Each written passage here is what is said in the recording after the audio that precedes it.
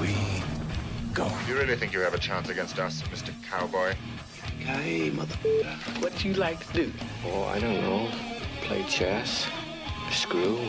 Well, let's play chess. They give off to Jonathan Taylor. Jump cutting his way. Close to the goal line. He's in there. Touchdown. I-N-D-Y. Jonathan Taylor. Wheeler finds Claude from the logo. Here's Halliburton into the front court. Mishandled it, but gets a shot. Hits it. Hits it. John, I have never been better to be on the air with you here in Indianapolis, a place where so many of my dreams have come true. The Ride with JMV on 93.5 and 107.5. The Fan. There's a hell of a way later on tonight to prove a little bit of something along the way, is it not? Game number 5 in Cleveland. Everybody from Cleveland assuming is good to go. At least that's the way that it sounds. Not just from the shoot-around today where everybody was fully participating, but also at the Vegas odds that continue to climb as well. Remember, the Cavaliers, second-best team of the NBA this season. And that's nothing to sneeze at. I mean, they're legit. Tonight, it represents for me something different. And really, this may be just for me. And I'm not suggesting it's necessary for the Pacers to prove anybody inaccurate or to announce their presence authoritatively. Not necessary. All you have to do is win one more game and then advance to the Eastern Conference Finals for the second consecutive year. That's what it's all about, is just winning a game, one more game, no matter how you do it. But you look at it this way, and it's weird because I felt the same damn thing on Sunday night. They got up 20. They got up 30. They got up 40. And for the most part, everybody still felt there was a little bit of nervousness going on. Still felt that you were nervous that the Cavaliers would mount a surge and make it a game. That game was done at the half. Hell, that's why Donovan Mitchell didn't play. It was over at the half. Got to save the gas in the tank for game number 5. And from a Cleveland angle, hopefully for them, I'm sure, even more. As Darius Garland, I saw, has described this as a must-win situation. It's about as must-win as a must-win can be for them. And I've mentioned this before regarding the Cavaliers. It's like Milwaukee. You see what they're going through right now? What Milwaukee is going through? They're going through a barrage, an artillery worth of questions regarding their future. They got a guy in Damian Lillard that they mortgaged a lot to bring in, and it didn't work. And now their star in Giannis, you see the writing on the wall. You know, Lillard's not going to be back basically, if not the entire year, but most of next year. Now Giannis needs another star, wants to join another team. And when he says that I'm open for it, that means, yeah, can you hurry up and do something right now? Because that gets Milwaukee thinking, all right, we kind of are at the end of this. Yeah, we do need a reboot. And then everybody kind of looks at OKC with that template, and they go, well, look what Sam Presti has done. And that's when everybody starts talking about the trade assets and draft capital and all that nerdery around here that drove me nuts. I just want to talk about a really competitive team.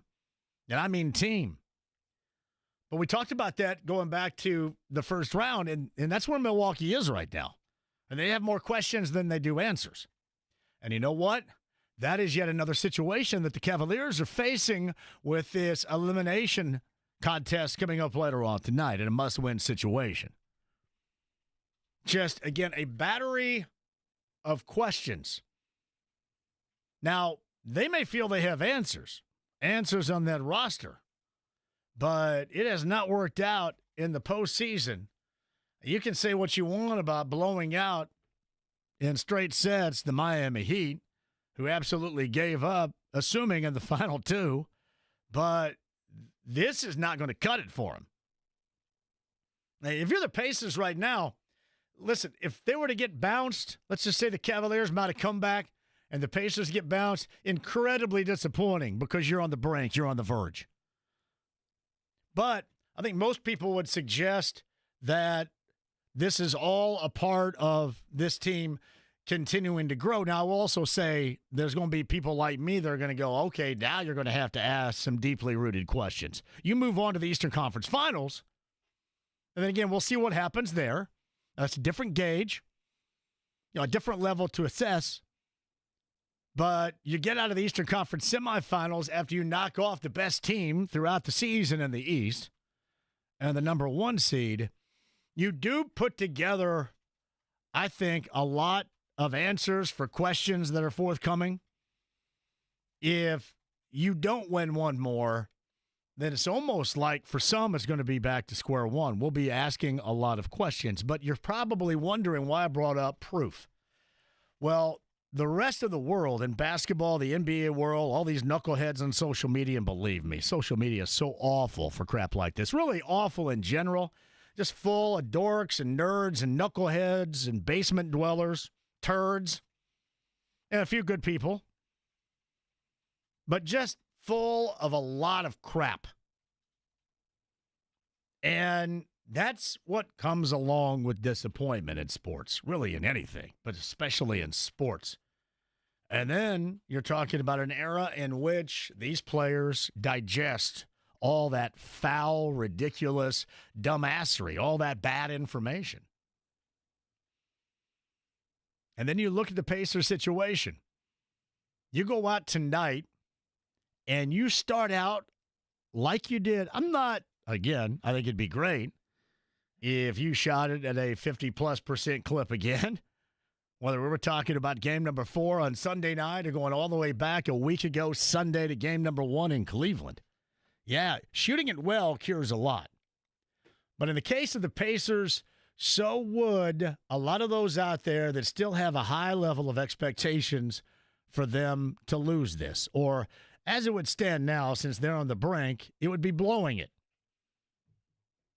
If the Pacers were to lose out in 3 straight, that is blowing it. That's not just losing it, it's blowing it. Some would suggest it is gagging it. So my path of choice would be to hope that they would go out and focus with not having to play another game against the Cavaliers at Gainbridge Fieldhouse. Now, hopefully getting somebody in the Eastern Conference Finals, as it looks right now, hopefully the next game that they play in Gainbridge Fieldhouse is Game 3 of the Conference Finals. And assuming here with the 3-1 advantage and Jason Tatum's situation the way that it is after last night, that is going to be the Knicks. Both teams have home court. So game number 3 is what Pacer fans want. The next time you want to see them at Gainbridge Fieldhouse. And a lot of that would prove to everybody out there that haven't noticed, haven't been paying attention until just now, or simply put, just don't know. That would prove a lot because everything is on the table for the 1 seed in the East. Absolutely everything seems available. And no excuses. I don't want to hear about big toes or ankles or thumbs. And the Cavaliers lose tonight, it's more about thumb up rear end. Yeah, not about DeAndre Hunter's thumb or the injuries or look what sidetracked them. That's what it is right now. So honestly, if I'm the Pacers, I love the fact that everybody is going to be good to go. I played for the Pacers going back on Saturday night on the JMV Takeover, a song from the Rocky IV soundtrack. There's nothing that got me fired up back in the day for anything like Rocky IV. I mean, the movie, the ending with Drago and the speech from Sly Stallone during the Cold War era was lame as hell, but it's still a great movie and an even better soundtrack. But, man, there is no better workout soundtrack. I don't care what era you're a part of than Rocky IV. And there is a particular song on there that's a one-hit wonder called No Easy Way Out from Robert Tepper. Robert Tepper was a producer, had that one-hit wonder. It's significant to me for a lot of reasons. One, it's significant to us because that was the song when you had a distraught Rocky Balboa driving around his Lamborghini, assuming around Philadelphia, because his friend Apollo Creed had just been killed in the ring by Ivan Drago. So there's the film reference to it. For me, that's what I wrecked. The 914, the Porsche 914 1974, that was playing in the dash when I wrecked it. So it's got a different significance to me. Now, for the Pacers, there's something you can look at that's true. There's no easy way out. There's no shortcut home. And there is no shortcut to this. There's not going to be a shortcut. And if I'm the Pacers, I love it because all these guys digest everything. And if they don't see it themselves, somebody else tells them about it. Somebody else will regurgitate the content of the information that is written. Give you a great example. I'm assuming that Tyrese Halliburton either A, read every word of what Greg Doyle said about him not showing up after the game on Friday night. At the very least, somebody else told him what was said in full detail. They all know absolutely everything. So the last thing you want is to go up there tonight and get undressed. And what happens is you're going to have the Charles Barkleys of the world, Kenny Smith, whomever, all the analysts, whatever Perkins, Big Perk, who just, by the way, was introduced to Miles Turner last week. Yeah, there's a hell of an NBA job you have. Yeah, this guy right here. Do you know him? Not really. Well done, Big Perk. But they're all going to be talking about how now the Pacers are in trouble. Now they're in the crosshairs because you have the Cavaliers riding themselves. There's a fringe of folks out there that are starting to believe in the Pacers, their style of play. Their style of play has shown it. We have talked about it right here. It is a difference maker. Seriously, if you look at the top of the list of difference makers, that is it. I fully believe. I said it yesterday with what Patrick Beverley said in his podcast. I had said it prior to that, and I firmly believe it. They are in better shape to play their brand of basketball. When they play their brand of basketball, other teams' ass is in trouble. Because they all get aroused about, I love playing this way, and it's up-tempo, and it's great, and I love fast breaking. Yeah, that until you have to do it. Because you forget that your ass has to run down to the other end and also defend. Yeah, it's great when you're showtiming things up like it's Magic Johnson of the 1984 LA Lakers, but when you have to run back down and D somebody up that's coming at you hard after a make off the inbound, yeah, that's not so much fun. That, to me, is the biggest weapon of this team, is their style of play combined with it being a team and their depth. And I want this to be what other teams look at. I want this to be what people look at in trying to reassemble a team. Everybody's going to try to do it like Sam Presti did it in OKC. And you are the conversation with everybody if you dismiss them on the road in 5 later on tonight. So I'm not suggesting they have to, because they don't. All they have to do is win one game. But there is something that really gets me excited about this team being able to go up there and announcing that presence with authority. You know, sustaining their will, making the Cavaliers play their game at full strength, with all hands on deck, with a must-win mentality.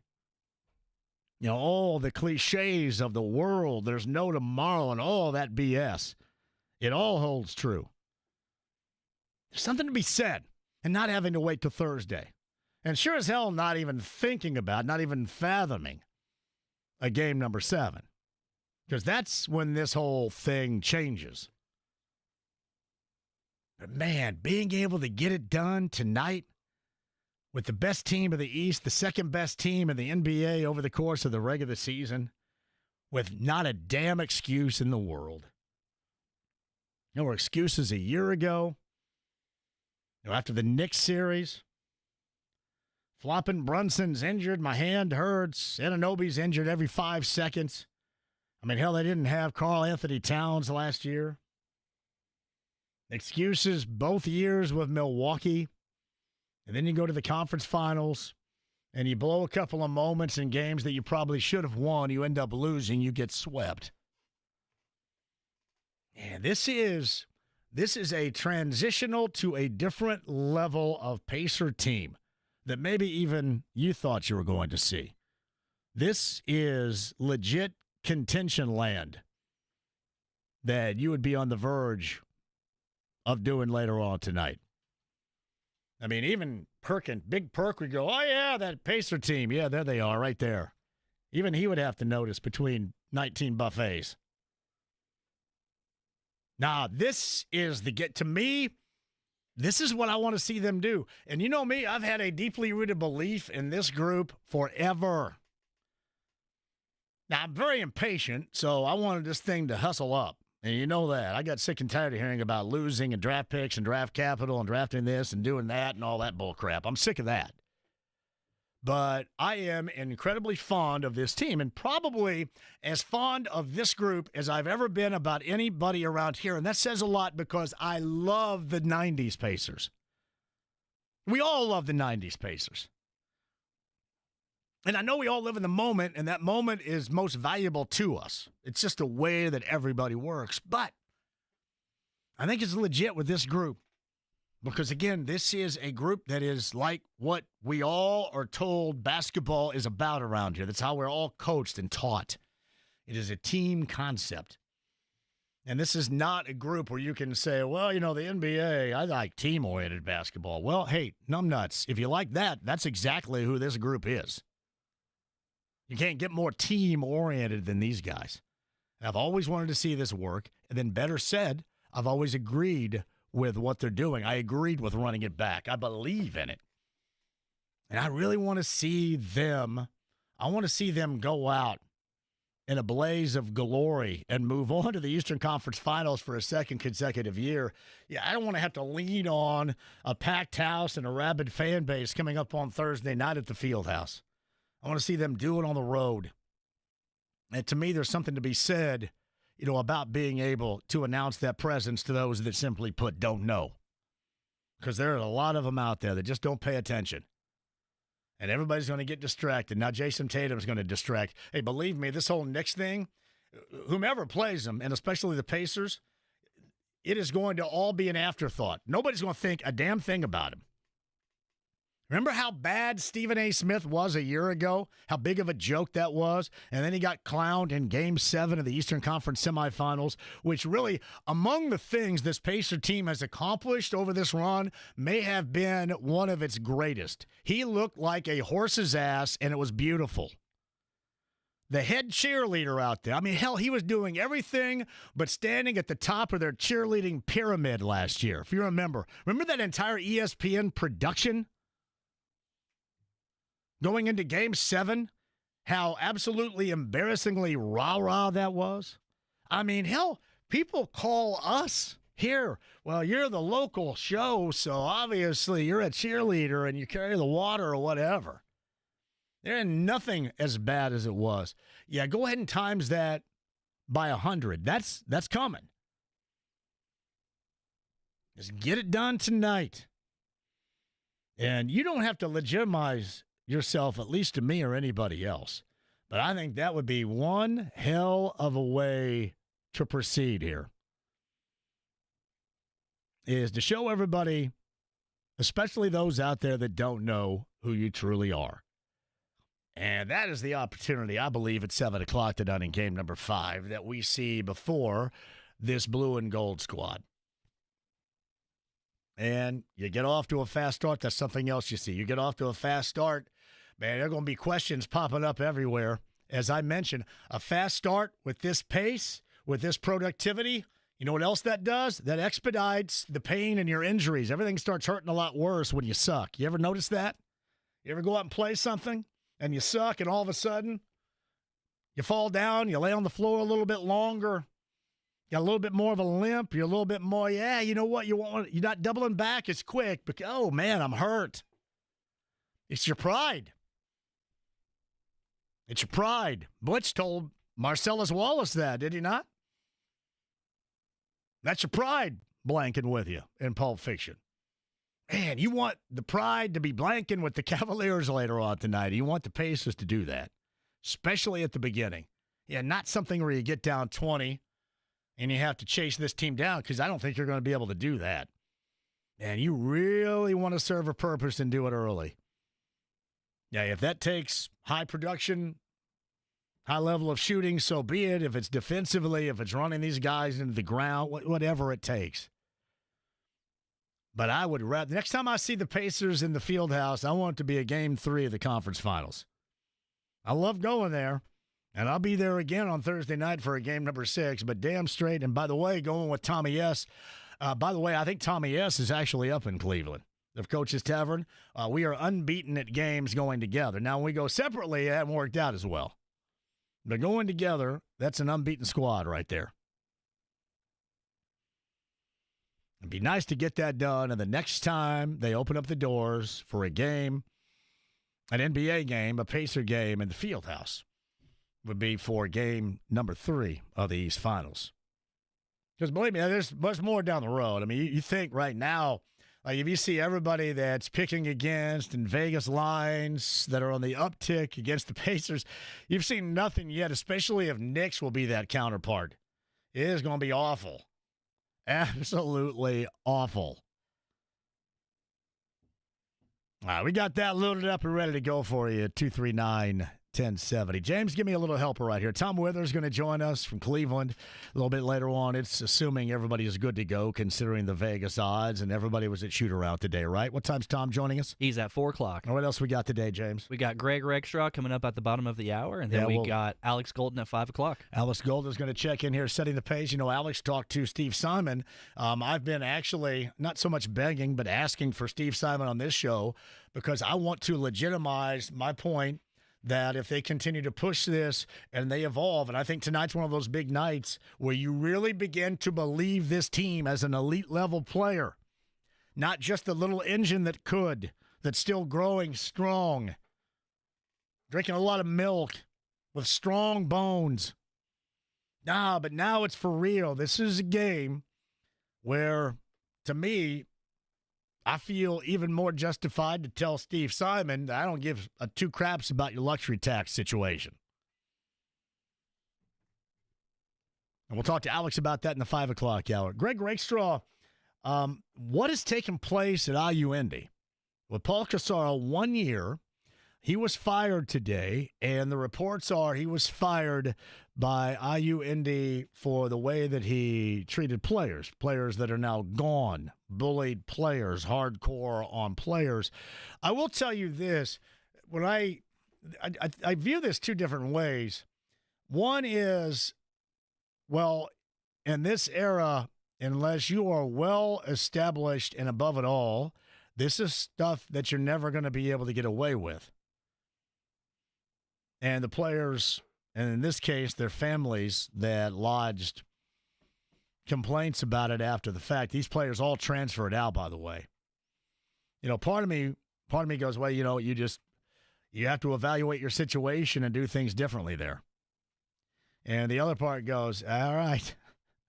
So now these dudes are all gone and after the fact. I will say this, that is somewhat of an impossible gig anyway. Luke Basso is their AD. I like him a great deal. You know how much I like Paul as well. And I think the whole thing stinks. Because I happen to think he is a good coach. Is he hardcore? Probably so. I had not heard. I had some friends tell me some stuff, but I hadn't heard anything solidified. Yeah, the timing is weird. I like everybody involved. I have a longtime friend of mine that's the associate head coach. I do get concerned about him. It's my good friend Michael Burris. And I can't lie, there are two sides of it for me. I also look at the side going, all right, so whose soft ass got offended? But yeah, I'm sure it goes much deeper than that to get to where you are now in the middle of May decide to make a coaching change or feel that you're forced into a coaching change. I also can tell you this from past history. I know how much that Luke did believe in Paul Cassaro. So there must have been spots along this particular path to where you just couldn't double back. Talk to Greg about that coming up at the bottom of the hour as well. And they have gone green at least about 30 minutes ago, 30-plus minutes ago. I'm assuming I can't see outside with the weather, so I have no idea. So people can tell me if it starts raining for practice out at IMS. All right, we got that and more. I am loaded up and ready. You guys, some calls? You agree, disagree? Hey, believe me, they still have opportunities. That's what happens when you go up 3-1. That doesn't necessarily mean you want to see this group feel it necessary to exercise those options, right? I mean, keep those options. This is like you beat somebody's ass in basketball and you didn't use all your timeouts. Yeah, you can take those home with you. Put those bad boys on the wall. I always giggle like a pelt. Yeah. Variety of ways you could take that makes me laugh.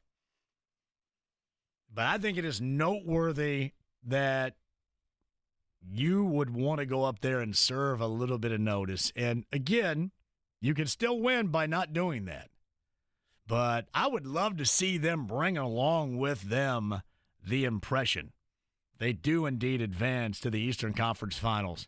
Because if it's going to be the Knicks, you guys better buckle up for a lot of ridiculousness. The head cheerleader at ESPN is going to have his pom-poms out driving everybody nuts. That pays attention to it, at least.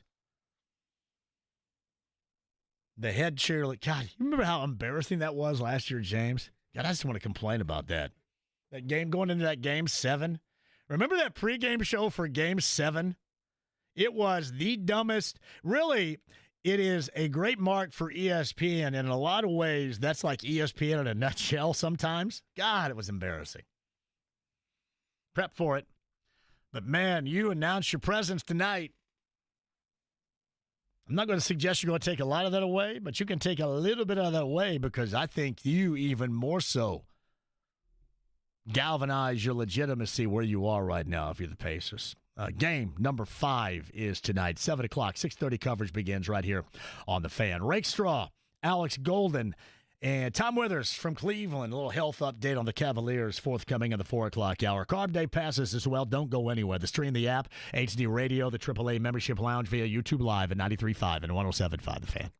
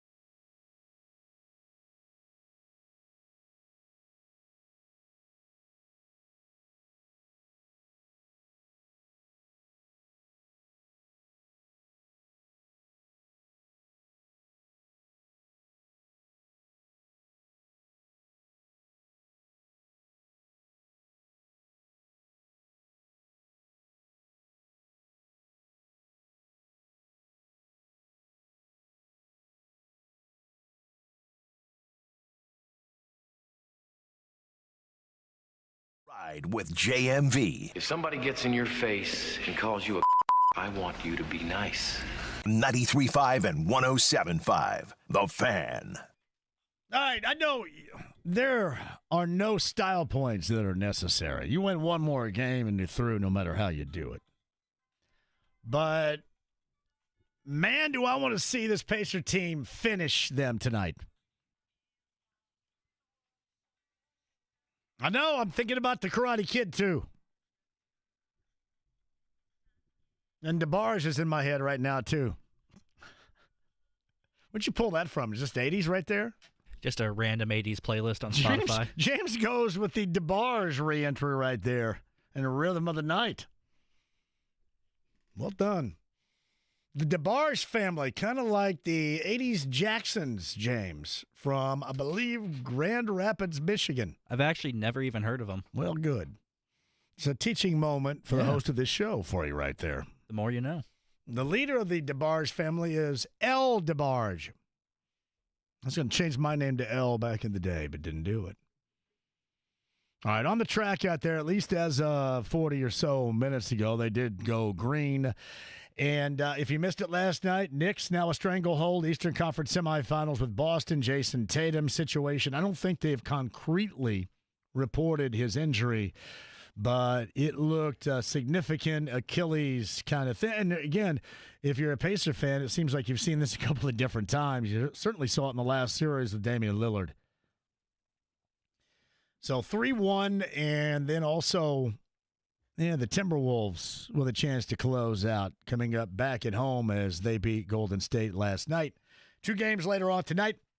And again, no style points necessary, but it would be nice to shut everybody up if you're the Pacers. Full strength, as it would seem. Everybody at shoot around from Cleveland today and put this series to bed and then prepare for what is likely going to be the Knicks and an onslaught of nonstop cheerleading everywhere for the Knicks. Yeah, this is for many a chance for you to announce their presence.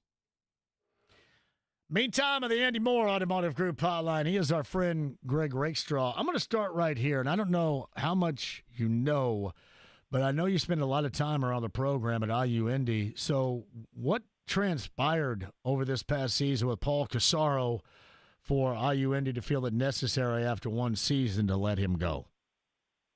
This was not for anything from an on-court performance standpoint. Everybody was happy in the direction in which the program was heading, and with the results from this past year, 10 wins may not sound like a lot, people from the outside, but given kind of where the program has been, there was significant progress that was made. There were some concerns in terms of player treatment and player well-being, and unfortunately, IU Indy decided to make the move to go in a different direction as of this morning. All right. And I understand where you are with this, but sometimes, Greg, I get caught on this. Because I know a lot of people had said some things about, maybe a little bit of hot water because of treatment of players, and those players are no longer in the program. They have transferred out.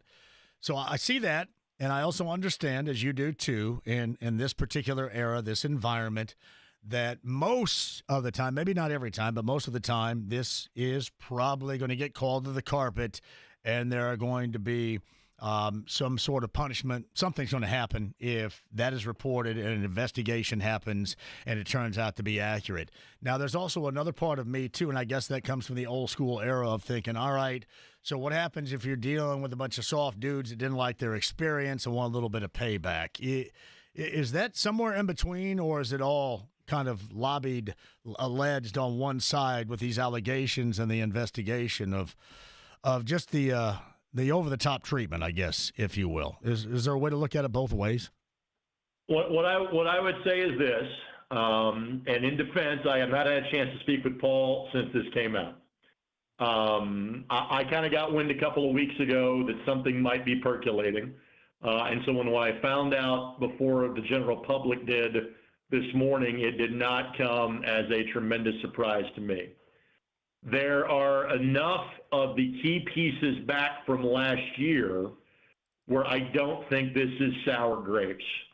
And we are also now more than 2 months removed from the end of the men's basketball season at IU Indy.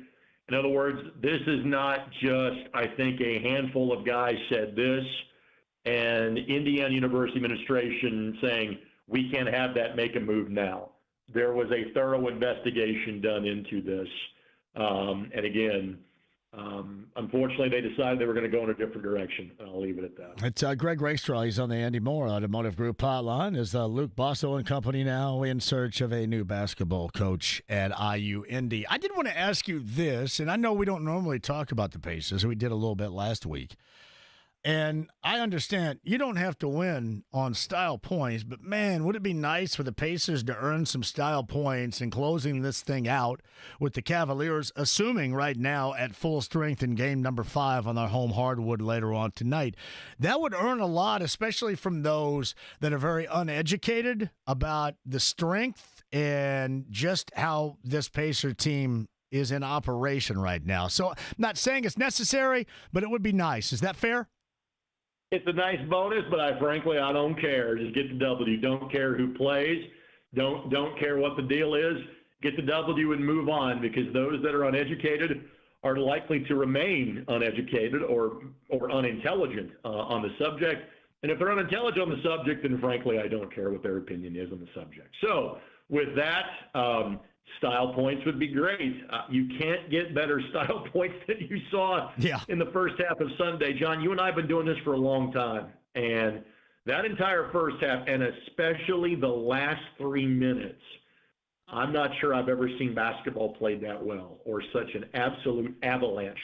What was a 20-point game to turn into a 41-point game in the span of 3 or 4 minutes. That was just ecstasy for all of us here in Central Indiana. So, however, whenever, wherever, I want it to be done tonight, and that way you got full rest and you're gearing up and ready to go for the next series, as you put it, likely against the Knicks. You know, what's funny about this to me is I go back to Game 7 where they bum rushed the Knicks a year ago in the Eastern Conference semifinals, and that was one of the reasons, because you had Brunson that was missing with a hand injury. They had a bunch of injuries they had to deal with. Anunoby had missed a lot of time. Certainly, maybe even missed that game. I can't quite remember. I think that he did miss that game, but certainly missed a lot of time. And that had been and still remains to be the calling card. That's one of the reasons why I brought this up. I look at that game to where they shot the lights out and played at such a high level. And, Greg, honestly, I thought the most impressive game so far was what they did in game number 1 a week ago Sunday night in Cleveland. Even though it was not a full-strength Cavalier team, game 1, loaded up, ready to go. You just dominated Miami, and the Pacers came out and didn't steal it. They took ownership of it from start to finish, and that's what I'm looking for. Maybe not so much the style points, but I'm looking for a game like that from the Pacers, because we've witnessed it just a little over a week ago. That was clearly the best game in the series, where both teams, I thought, brought their A game. And, no Darius Garland. Yeah, I get that. But that was a very high-end, well-played basketball game. The other 3 games, there has been a dominant team. Now, the dominant team did not win that game in game 2. That's the one the Pacers stole. They just, flat out beat the Cavaliers, a good Cavaliers effort in game number 1. And then games 3 and games 4 were about as diametrically opposed as you could be, with teams being in control. But again, that's what I love about the playoffs, what I love about sports in general, but especially when you win a series.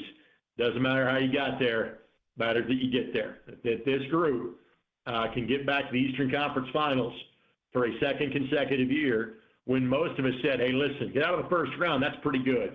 Because I didn't see them getting through the Cavs in this round. I didn't see the Knicks getting through the Celtics in this round either. We're on the precipice of both those things happening. So don't care how, just care when, and hope that's tonight. You think, as far as the Pacers are concerned, Greg, that their biggest weapon is their pace of play? And I played a couple of things Patrick Beverley had to say in his podcast about the Pacers. He said it over the weekend, being the most physical team in the NBA. And when you hear that, you go, well, wait a minute, this is not like the 94 Knicks reincarnated, but it's a different physicality It's an up and down the floor, which you and I both know, being around basketball, that everybody says they love to play that style and they're very excited until you actually have to do it because you forget you have to play on the other end as well. And I think that's the biggest Pacer advantage that they have because they have a team to do it. Is that the top of your list as well with the reason why they have been as good as they have been the last 2 years? I think it is pace.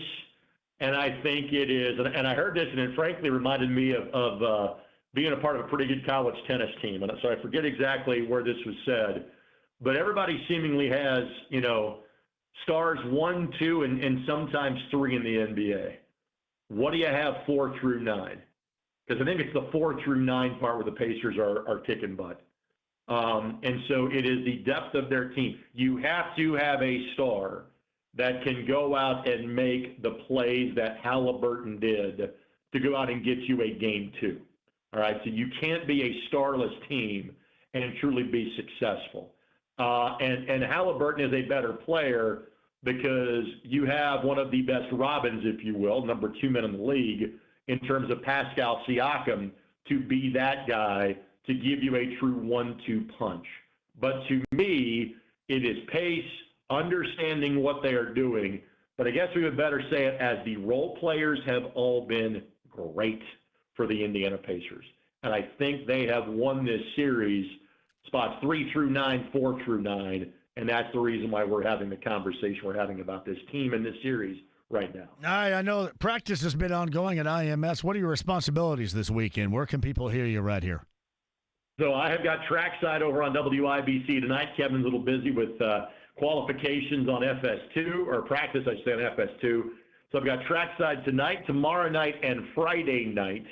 And then I will be doing 1 to 4 and 6 to 8 on Saturday.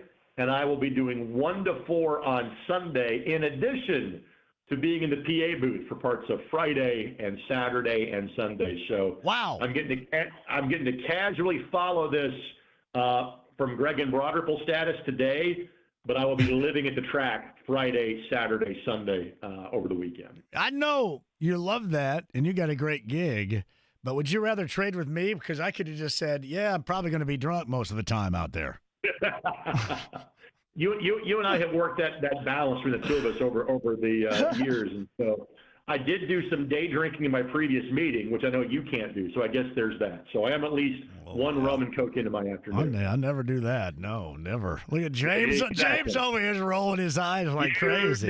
That's right. You never have a pre-show drink with Hammer and Nigel that you document on social media. My bad. Never, buddy. Never. All right, man. Busy weekend for you. Busy week for you. Busy time for Greg Raikstraw on the Eddie Moore Automotive Group hotline. And hey, thanks for dropping in on the Casaro stuff and IU Indy. And we'll catch up later on in the week, buddy. Thank you. And I will call you about 8:15 for the takeover on Saturday night. I'll be ready to rock. Thanks, man. Yeah. It's Greg Raikstraw on the Eddie Moore Automotive Group hotline. You and I on the other side, you kind of get my angle on this, some of the reasons behind it. And is this the type of opportunity, if you're going to be able to take it, if you're the Pacers tonight, where you have to have one dude that is zoned up the entirety of the time? One dude that's wrecking shop. Now, we've seen that in the series a couple of different times with Donovan Mitchell. But one guy, I know it's a team. Got to see that tonight. Normally, those circumstances, trying to take out a team on the road like this, you have to have that. Do you need that tonight? Quick one, we'll come back. Alex Golden still to come. Tom Withers from Cleveland also on the way. Carb Day passes as well. Don't go anywhere. It's 93.5, 107.5, The Fan.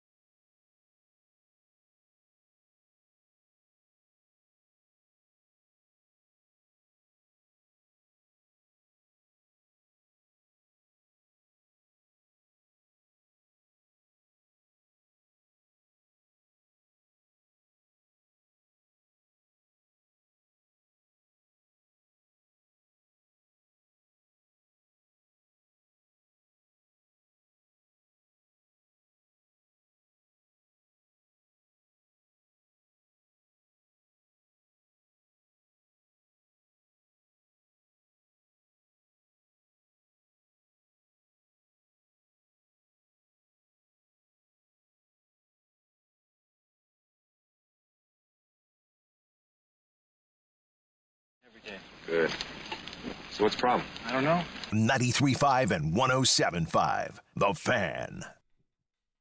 Hey, welcome back. Tom Withers, Cleveland, top of the hour. Yeah, I met Michael, the owner of District Tap, over the weekend. Two great locations, by the way, too. If you want to check out the game with the great food, that is your location, north side and in downtown. And before you go to the game, after the game, that is it as well. And a shout out to Michael and the gang at the District Tap for hanging out with me on Friday. It was disappointing after Game 3, but a hell of a time nonetheless. So you can check it out, and incredibly proud that they've been a part of this show as long as they have. And a lot more, by the way. We were talking about a lot more that is also coming up with the District Tap as well. All right, 239-1070 is the number. Email address is jmv@1075thefan.com. Dallas wins the draft lottery. Cooper Flagg is going to be theirs, and a lot of people suggest that it's fixed. And it has been documented, described as the number of times the NBA has fixed the draft lottery, and this goes all the way back, if you remember, to what, 1985, I think it was? 86? When was it when you had the bent envelope or the frozen envelope with Ewing going to New York? It goes back as long as that. Now, I will tell you, I don't know anything from anything except for this. I know, especially in this era, in this world, there is not a damn soul out there that can keep a secret about anything. When's the last time you ran into anybody that's been able to keep a secret? Anybody that has not all of a sudden felt the need to put something out there? Do you think if some jackassery were going on here, that we would have a chief whistleblower at some point just absolutely exterminate the works? Because I do. I don't think anybody can keep a secret. Now, again, I could be looking, maybe the NBA. I don't know why you feel the need. Why Dallas? Whoa, we got to get in Dallas. Who cares? Again, could be wrong. And I know that I always love a good, solid conspiracy theory. But there's not a damn person out there that can keep a secret for 5 minutes. I mean, hell, we all know everything you guys eat online every night on Facebook. You go on Facebook, and I know what everybody's eaten for the last 3 years. I don't know. Maybe that is a ridiculous angle. Is it more ridiculous than mum is the word and, angling for Dallas, or in the past angling for the Pelicans, or going all the way back with the Knicks? Maybe I'm wrong. Let's take a break, come back. Tom Withers is going to join us from Cleveland, the latest on that team that he covers and the health. It's what now? 8 points, 8.5 points, I think, are the Vegas odds. So clearly everybody's going to play. Believe me, Pacer fans, that's the way that you want it. You want them to close out a series, and you want them to close it out strong. You want everybody available. And for the Pacers to be able to put it to them. We'll get your thoughts on whether or not you believe they'll be able to. Alex Golden of Setting the Pace. More Pacer conversation coming up at the 5 o'clock hour. Practice at the track today. More NBA, and Paul Casaro cut loose by IU Indy earlier this afternoon. That and more, hour 2 straight ahead on 93.5 and 107.5 The Fan.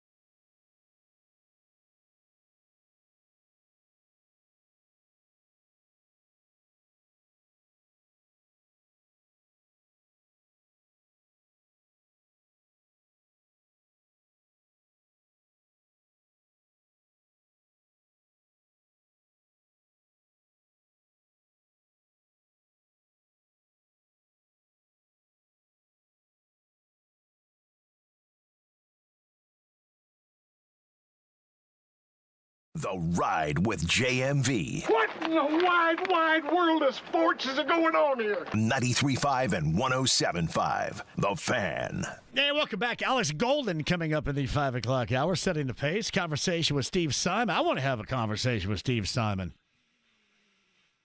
James, are you still trying Fever and to no avail too? How many times you tried Sophie Cunningham here? What the hell? I shot a couple messages. I haven't heard anything back. What the hell? There's Evan in here. Man! Come on, Fever. I'm going to tell you what. If I didn't have our friendship with Chad Buchanan, hell, I don't know. Would they put anybody on here? What the hell? All I ever do is talk glowingly about this. At least Chad comes on. Very nice. And the morning show gets Rick, as Rick was on this morning. Mm-hmm. Otherwise, I don't think anybody gets jack squat. What the hell are you guys doing down there? Preaching to the choir over You think here, this man. helps right here? Oh, yeah, absolutely. Sure it does, too. Hey, Andy Moore, Automotive Group Hotline. We have decided to start a friendship with Tom Withers of Cleveland. Does the work for the AP, longtime AP guy, and does also, I believe, hosting for a show on the Fan 92.3 in Cleveland. And I'm kind of curious, before game number 5, Tom, welcome to the show here. I'm assuming all hands are on deck. That's what Vegas odds are telling me, and that's what it sounded like after shoot-around today, correct? Yeah, correct. And all hands have to be on deck, right? It's just, and I tell you what, John, I've been doing this, covering the NBA playoffs on and off since 1990, and I cannot remember a series that has had such dramatic swings, right? You see a Cavs team in Game 3 that looked like the Cavs team we saw all season, and then in Game 4, obviously the Pacers built a 41-point lead in the first half, and Cleveland was not Cleveland, and just kind of shocking in terms of how Cavs fans took that game in. So we'll see what team they get tonight, but it sounds like Donovan Mitchell is going to give it a go. Everybody else, I think, is as healthy as they can be. I'm talking about Garland and Hunter and Mobley, who were out for Game 2. So, we'll see where this goes. But, yeah, certainly everybody's ready tonight. Tom Withers is in Cleveland on the Andy Moore Automotive Group Hotline. So if that game at all would have been any closer than it was at the half, would Donovan Mitchell reemerge?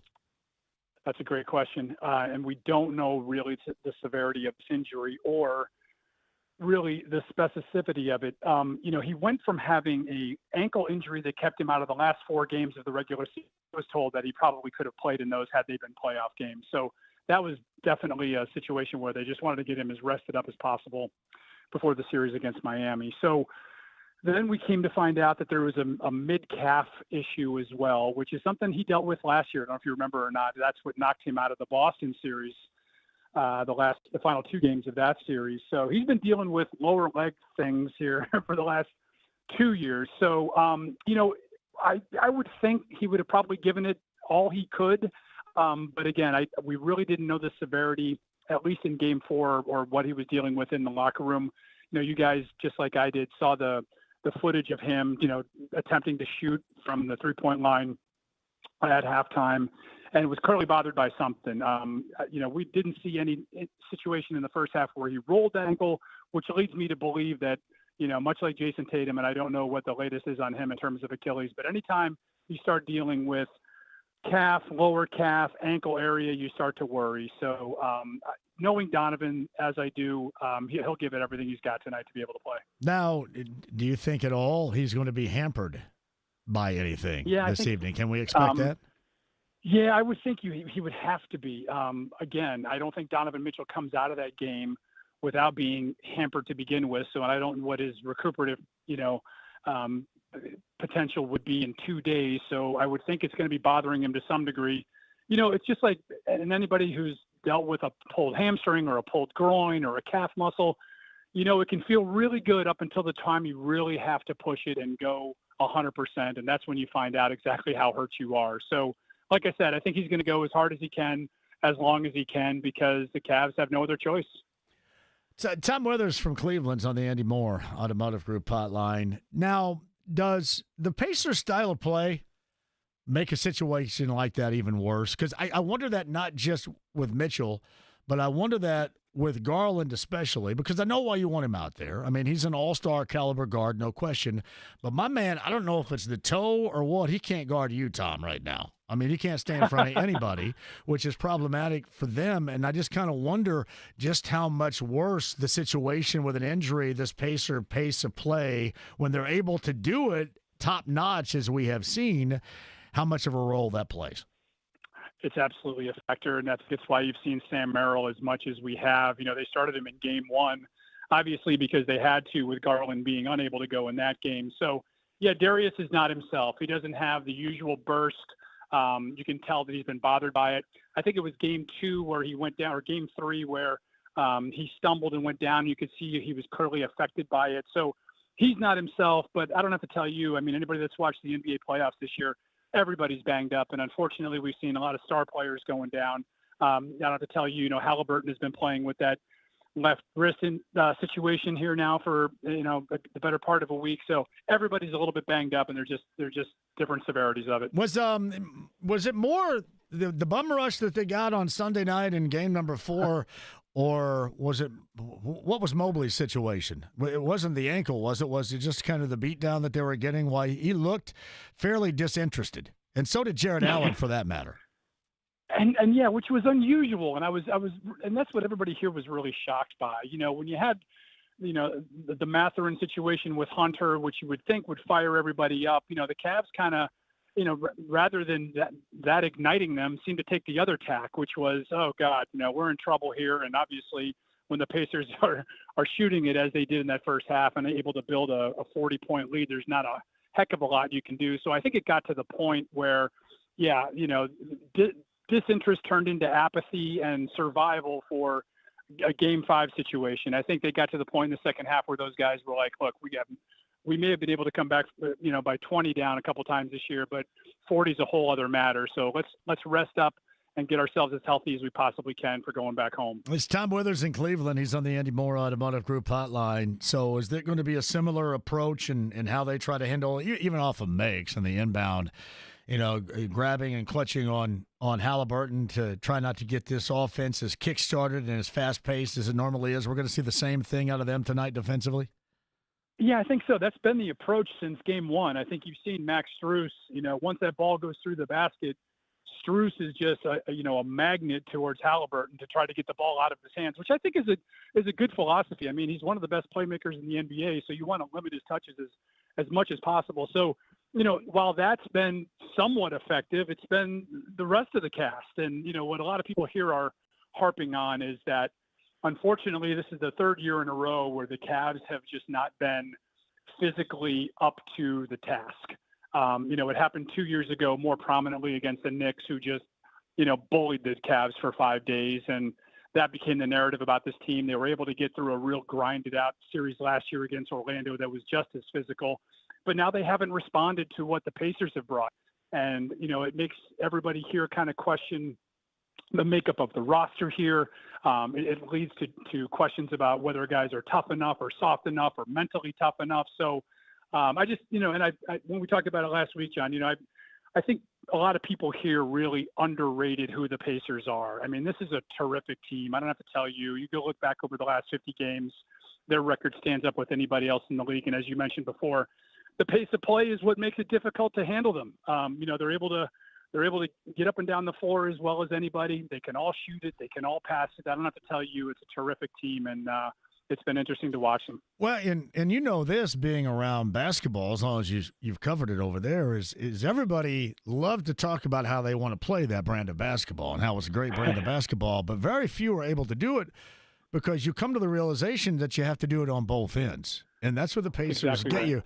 I referenced yesterday Patrick Beverley, whom everybody around here really hates, but made a great point. And a point that I've made for a while over the weekend in saying the Pacers are the most physical team in the NBA. It's not because they look like the 94 Knicks and play that style. Right. It's because of the style and the pace that they play that wears the other team down to the bone. And then the other part about that is what I mentioned tonight, Tom, that is so important from a Pacer angle. If you're to come out for example, shoot it like you did in game 1 or shoot it like you did in game number 4, then all of a sudden, man, those injuries start to hurt a little bit more. That's exactly Shot right. making and lead having, that is a cure-all for injuries, but man, it can hurt a lot worse if you get down early later on tonight in a must-win situation. Yeah, you're so right. And, the depth is the other thing, too. The Pacers kind of come at you in, wave after wave. And what's really impressed me about this team, and, kudos to Rick Carlisle for the way he imposes the team's will on the other team. That to me, that's always a sign of a team that's going somewhere, which is that, hey, we know what we do. We know what we do best. We know what our strengths are. Deal with it. And, the Cavs have not responded in this series to it, other than game 3 where they, were finally healthy. And I think they felt that momentum of having their full lineup back out there. And you saw the way that they could play. I mean, the Cavs have been, listen, they belong in that conversation amongst the top, 5 teams in the league this year for a reason. They've been really good, but the Pacers have kind of exposed them in some ways. They've made Ty Jerome look very ordinary, if not overmatched.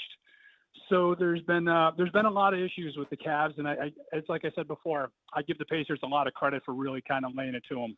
So my thought on Ty Jerome is this: I thought that after that initial game, I think the Pacers figured out that whole Euro step, Euro travel thing, and once they figured that out offensively, I mean, seriously, yeah. he can't get anything going, and the problem that he has is he can't guard on the defensive end, and you can't get juice out of that either. And you just get nothing but negativity, knowing that during the season you played completely differently. And I think a lot of the Cavaliers at times have suffered from, this is who we were and this is who we are right now. And you kind of think about how you're going to be described if it continues to go in this fashion. Yeah, I think you're exactly right. And specifically to Jerome, he did a really nice job. And listen, I don't have to tell you, the regular season is not the playoffs, right? You're going to get an entirely different defensive look from teams. There's a book out on you, what have you. Jerome's problem is that the ball just hasn't gone in the basket. There's been times where, much like TJ McConnell, he's able to get himself to the middle of the lane and he tries to shoot that little floater. It's just not dropping. And I'll give Ty some credit. At least publicly, he's been very, confident in his approach, saying that, look, these are the shots that I want to take. I just got to get a couple of them to go in.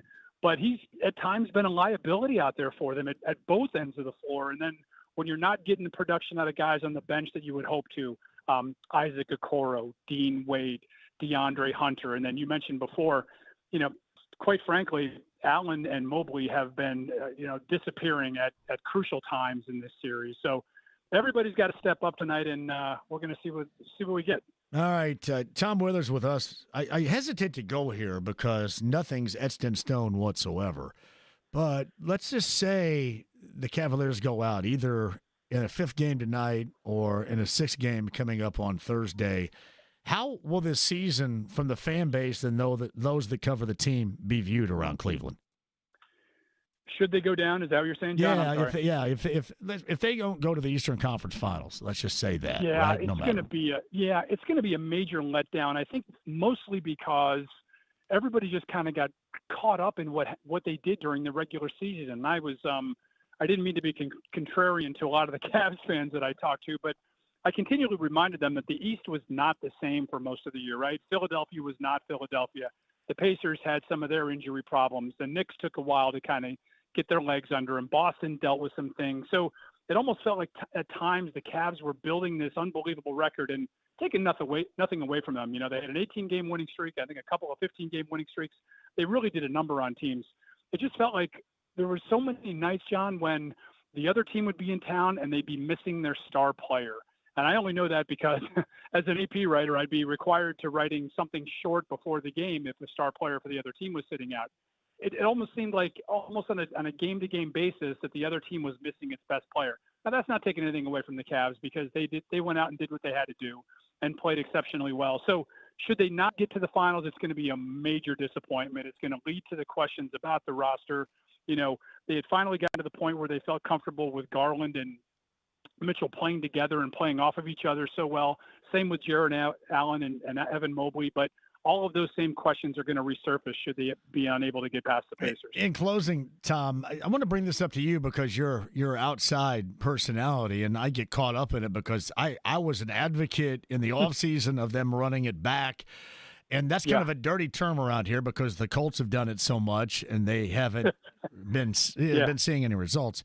So I'm going to ask you this because somebody else asked me this as well. Do you think the style of play is longer term and the team orientation of this group is longer term sustainable, or do you think the rest of the NBA looks at it as a little bit gimmicky with the pace of play and whether or not elite level wise this is sustainable here? What do you think as an outside member looking in at terms of Indiana? Exactly. Right. Yeah, I think it is sustainable. Listen, I think Carlisle has done a good job of accentuating the positives of this team, right? And if your roster is made up of guys that can play that way, then I don't think it is gimmicky. I think it's what you do best, and I think you ride with that as long as you can. And and then in terms of the Cavaliers, I think what's been missing for them this year is really kind of they've lost their balance.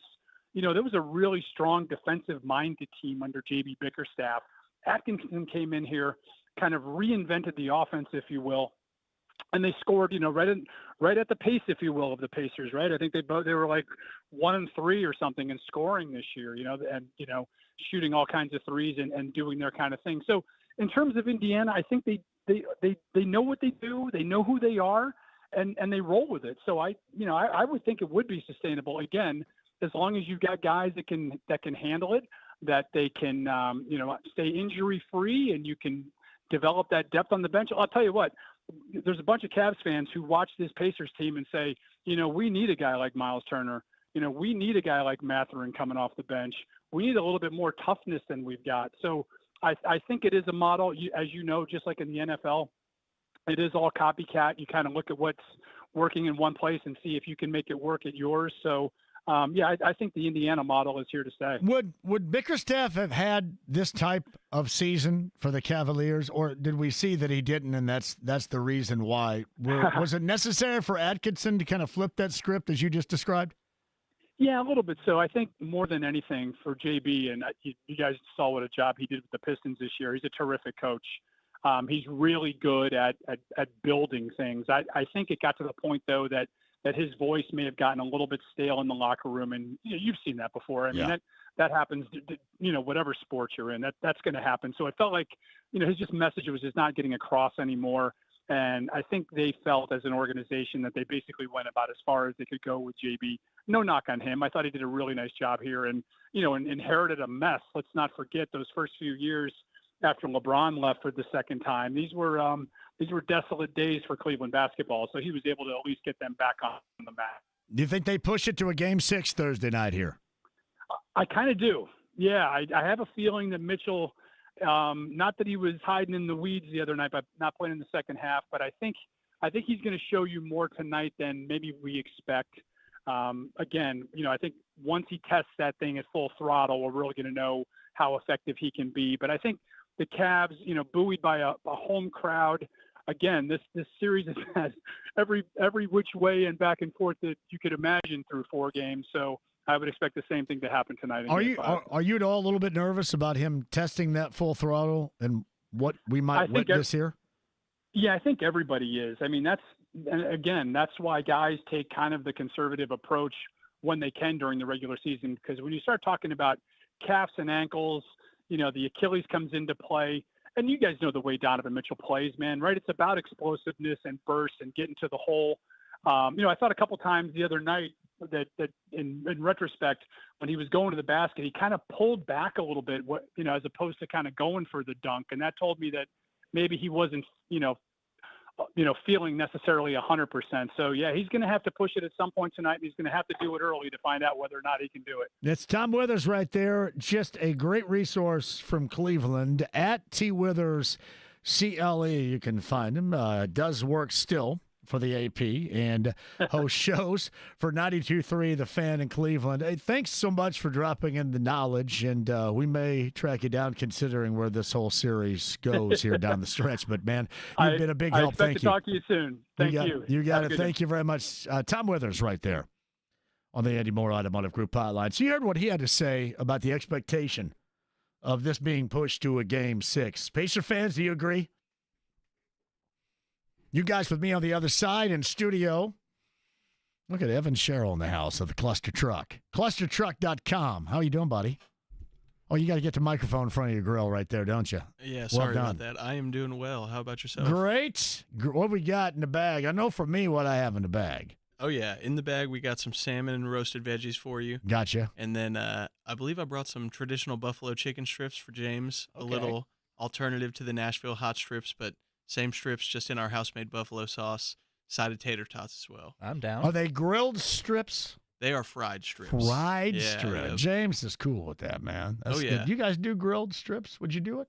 We don't currently do grilled strips, but we do have a roasted chicken club sandwich that is phenomenal. That'd be avocado, all right there. But I'm mayo. sticking with the salmon there. Yeah, oh yeah. I do. We are coming out with our Southwest wrap here soon. June 1st is when it launches. Yeah.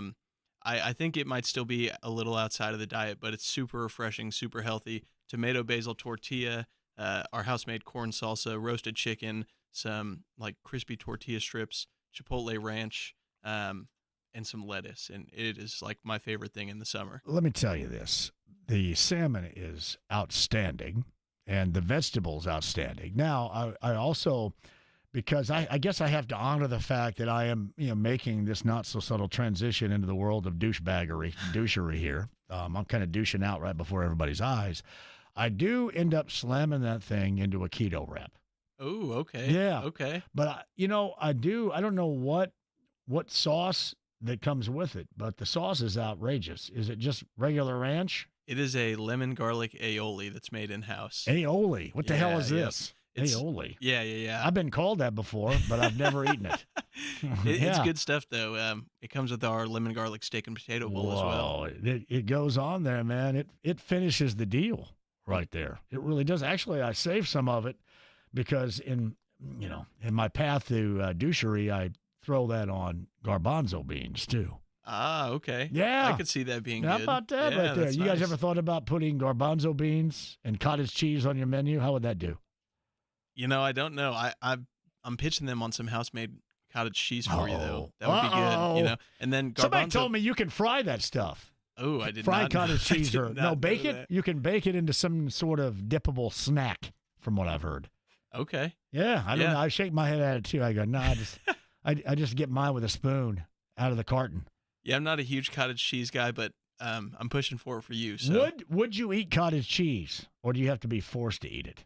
Or the texture, does it just kind of feel too much like it's regurgitation that you're eating? This is funny because my brother and dad, we've all been talking about this since your diet change. Right. I've never had cottage cheese. So, really? My brother loves it. I imagine maybe I would like it, but let me tell your brother a little bit. So first of all, Coach's Tavern downtown has some strong-ass cottage cheese, boys. Let me tell you that. But Gordon's Food Service, get a little 5-pound container of it. Awesome. And then obviously you can go with low-fat Daisy. Now, some of the house brands of grocery stores aren't the best, but doable, I guess. But those are some of the better ones. So try it sometime and maybe get a little mind knowledge and put it on the list. Maybe we'll mix a little pepper in with that too and see what kind of creation we can come up with. I like it. Yeah, I'll keep you posted. Like JMV's douchebag cottage cheese. I think we'll leave out the middle portion. You okay? Yeah. You too can be douchey like JMV. No, seriously. ClusterTruck.com. Fan, $5 off a $25 order or more. Tonight's perfect with the blue and gold on the road. Agreed. Tonight is perfect. Dial it up on TV, sitting at home. Tomorrow, you got to go to work early. Yeah. I mean, it's a weekday. Just order ClusterTruck to the house. Use code FAN, and it's that simple. Can I have you guys deliver out to the RV from Braun's Funtime Campers in the Coke Lot? Will you do that for me? I actually just had my colleague John set up. We have a pickup point out at the Speedway right now. I believe it's close to turn 2 or gate 2. So I don't know yet. That's not near me. I'm in the Coke Lot. We'll make it work. I'll put up a big flag or a big shining light, a big spotlight. You can just I'll guide your fellas in. Heard. Okay, we can make that happen. That'd be great. Yeah, we can make that happen. ClusterTruck in the Coke Lot right there. Hey, John Howe tells me the cottage cheese desserts are amazing. We just saw one online last week. Chocolate fudge cottage cheese. Wow. See, I know my brother uses I think I'm aroused. I know my brother uses cottage cheese when he's making scrambled eggs. Well, why not? Yeah. Your bro's a smart dude right there. Did he just get married, though? No, he's getting married. Oh, well, maybe he's not so smart. Maybe we'll have to call that into question. All right, hey, one more time, ClusterTruck.com. ClusterTruck.com. Download the app.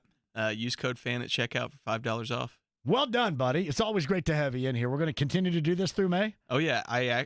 Well, this is, good time to mention. I think we just re-upped for the rest of the year. Look at that, James. Yeah, so we love the partnership. We're very excited about it. Man.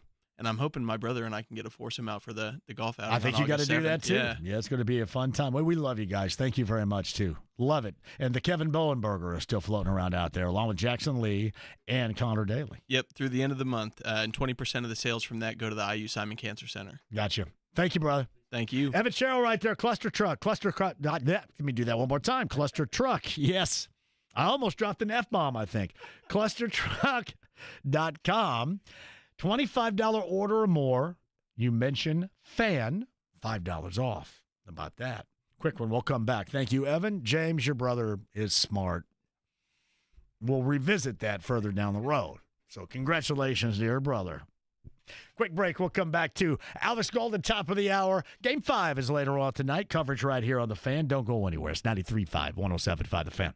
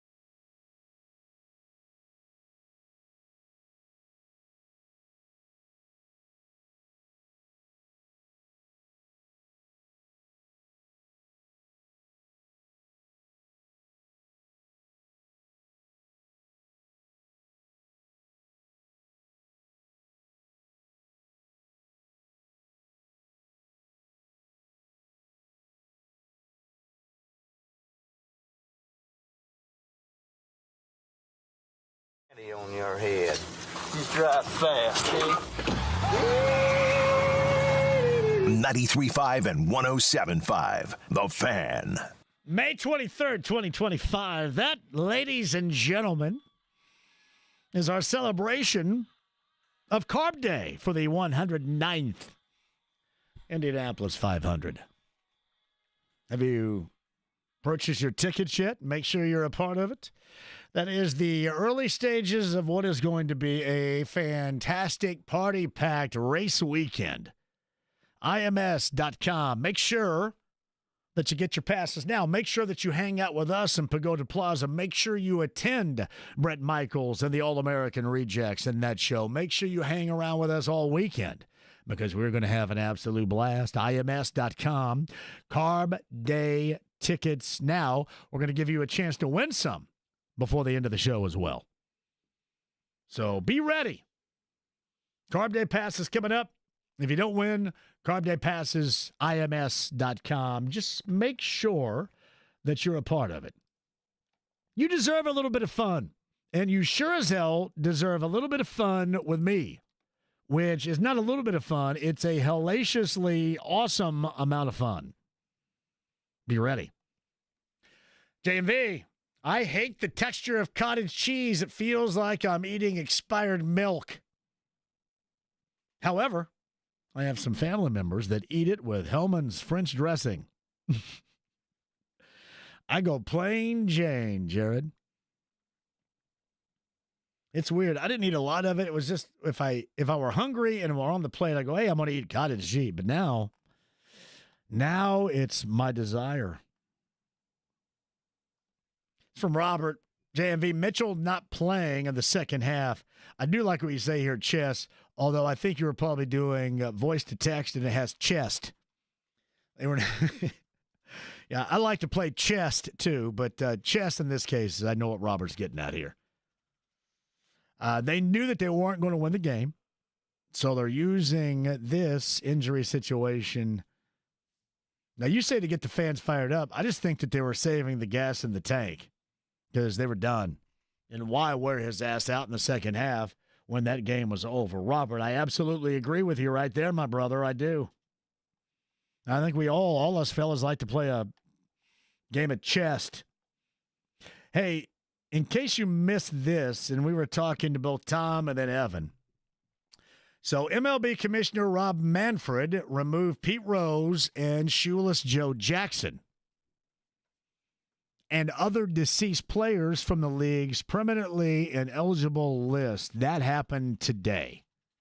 So Manfred ruled that MLB's punishment of banned individuals ends upon their deaths, thus now full-scale Hall of Fame eligibility. So I don't know if anybody's surprised by that, but yeah, the argument is, all right, so yeah, now Pete's no longer with us. Yeah, very true. But that is the news from earlier today. Harley D says, add some of this to your cottage cheese. Salad supreme seasoning, James, the perfect pinch. I might think about it. I've never really added anything to it. It's just gone kind of plain. I don't mind it. JMV, did you say Game 5 or Dane 5? I believe I said Game 5.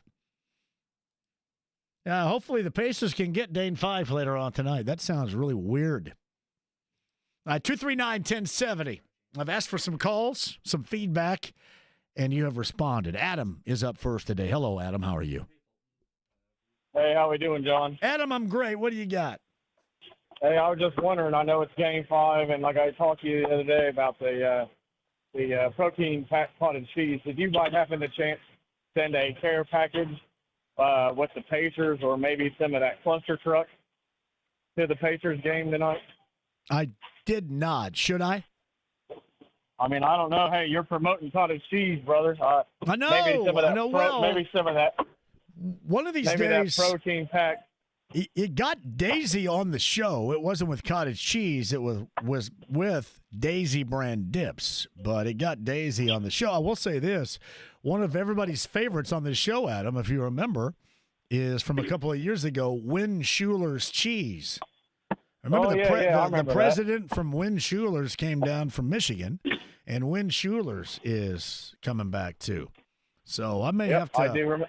I got to find some protein-packed ways to rock a little bit of Win Schuler's when they're back in the fold coming up here later on this summer and into the fall. Hell, maybe they might even have a protein cheese coming out. Why protein not? Cheese spread. I am high protein, by God, is exactly, Adam, the way I am. You're the runner, right, Adam?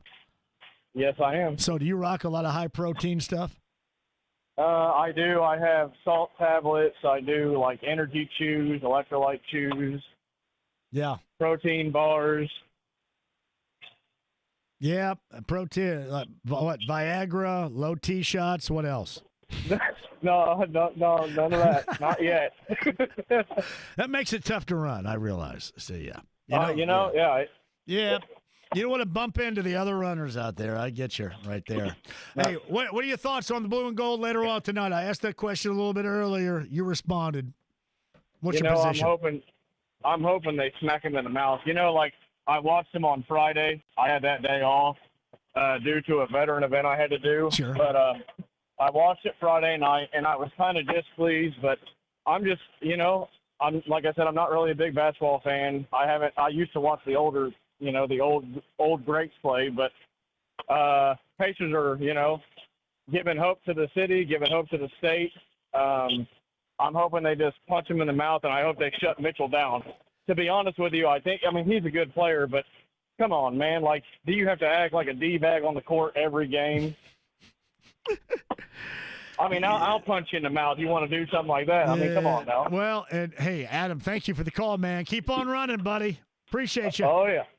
All right, Pacers, Cavaliers later on tonight. I don't look at him in that fashion, but I do love the fact that it appears that the Cavaliers are going to have everybody later on tonight. I did see a little bit of video from the shoot-around earlier today, and that's what everybody's response was to seeing Mitchell back, who did not play in the second half. And the video you saw at the Fieldhouse when they were getting ready to start the second half back on Sunday was not awesome for him. It was problematic. But he was moving around today. Now, it was not a robust level of movement, but he was moving around. But to me, as I mentioned at the outset of the show, I think this is just a glorious opportunity for the Pacers to get the job done, but then to serve notice. Man, there are no more excuses. Like, I don't consider the excuses, but I'm not everybody else. And I have the advantage of watching this team, paying attention to this team, and really enjoying it at every moment. But as we have found out, not everybody does that. Not everybody has done it at all, in fact. I don't even, like Kendrick Perkins, what does he do? Anyway, he just found out about Miles Turner last week. That's like your gig, man. The hell. And then why would you listen to somebody? Well, I don't know. Like, I would expect you understand around here, we're watching everything that you're interested in that pertains to you. Now, this other stuff, maybe not. But I always tell you, our angle here is for the stuff that you care about. Yeah, I'm not here for the stuff you don't care about. Yeah, that's somebody else. You can listen to Clinton, whatever the hell his name is, Turbo, from 10 until noon, between the morning show and Jake, if you want to get something that nobody cares about around here. But we're all in for what you care about. That's why we give you 3 shows a day. That's why we talk about IMS when nobody else is going to be talking about IMS with that first day of practice going on today as well. I did want to give a shout-out. I'm going to get to Ant coming up on the other side after I take a break. But I know Tony Donohue's doing a podcast, friend of the show, former producer of the show, along with a dude named David Land. And David sent out a video which was a cheat sheet to the month of May and the 109th Indianapolis 500. He did it on video. I thought it was gloriously done. I actually watched it. I go, wow, that's a lot of good stuff right there. It's like information that just it's essential for you, but it's really good stuff. I'm assuming Tony probably has that somewhere as well, but I know they do a podcast called, I believe, Unverified. But if you're really down with the month of May, if you're really down with the 109th running of the 500 and you want to know a little bit more, you want the great interviews, those guys have it. That is really good stuff. Keeping you updated. And on the other side, Elvis Golden, top of the hour, Carb Day tickets to give away before the end of the show. Game 5 is in Cleveland tonight. That tip time, 7 o'clock, 6:30 coverage begins. That's following the Colts daily update. That is going to be Casey and Lara, too, coming up later on tonight as well. Don't go anywhere. It's 93.5, 107.5 The Fan.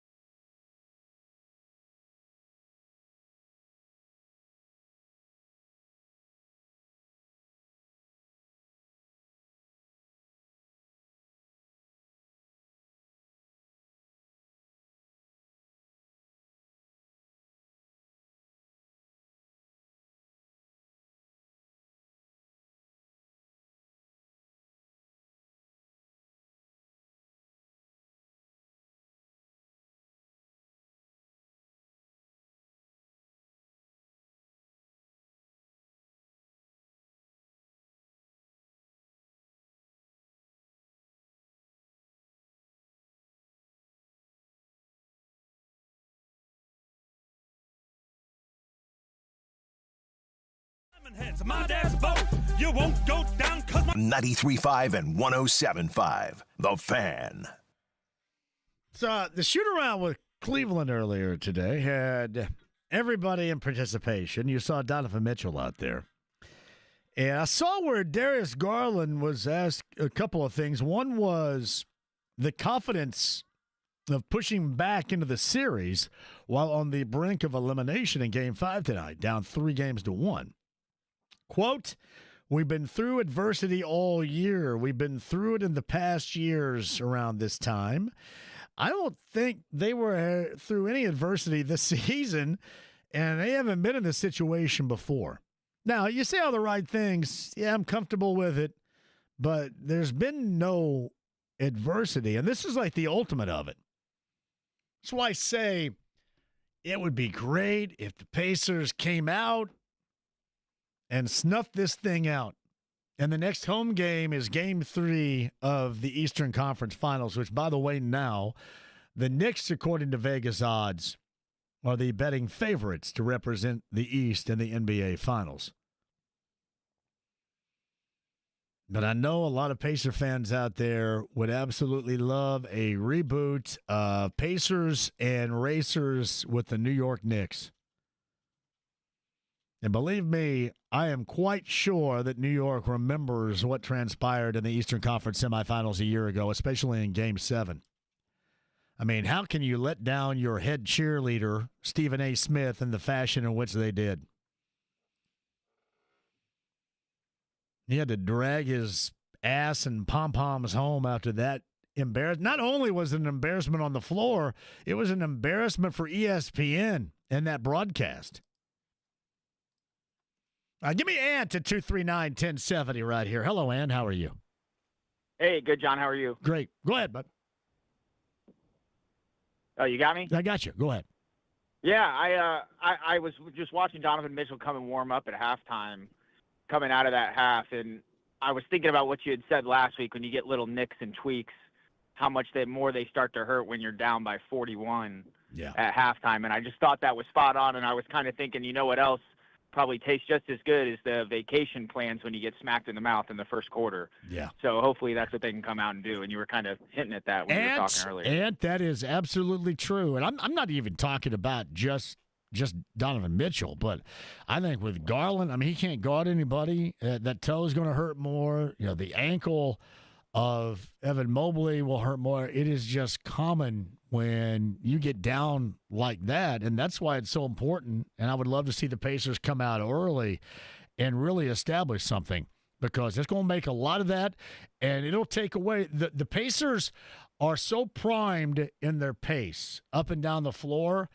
And, man, there is nothing. The lack of success will take away a lot of want to that is necessary to get up and down the floor at that rapid pace in which the Pacers want to play. So, you know, you get out there and you get something done early. I'm not going to suggest the game's going to be over, but you put yourself in a great position to really have the Cavaliers start thinking about their situation and their future moving forward, at least their short term. Absolutely. That's spot on. Spot on. And anything else? No, all good. You call all it good. Thanks, Thanks, John. Thank you very much. I appreciate that. If you're on hold, I'll get back to you coming up after 5 o'clock. Alex Golden setting the pace on the other side. He talked to Steve Simon, and I shouted out yesterday and heard absolutely nothing, which is kind of par for the course, to get Steve Simon sometime on the show. Although I will say I don't want to do it right now. I want to do it when it is evident that you need dudes back again.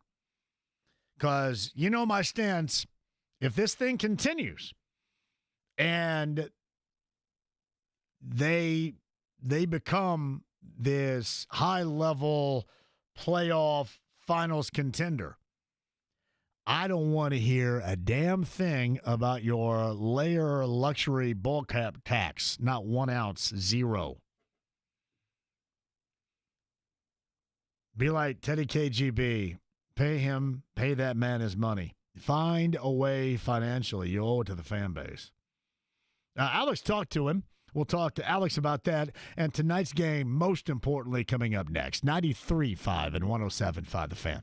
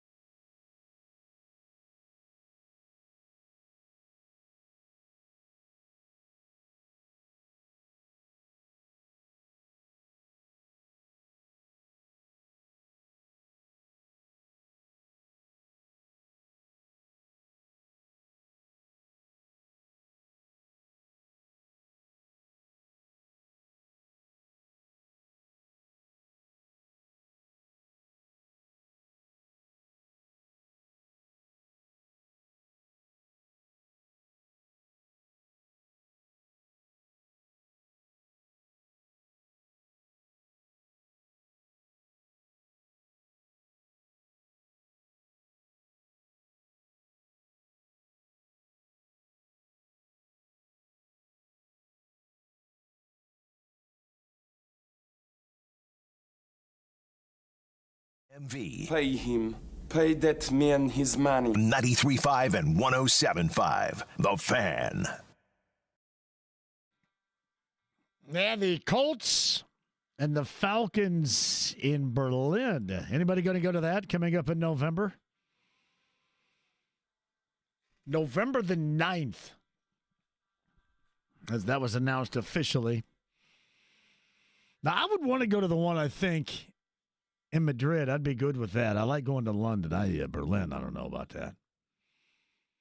Like, I love going to London because it was, basically the last weekend of September, early October, going back to 2016, and the weather was awesome in London. That was a great time.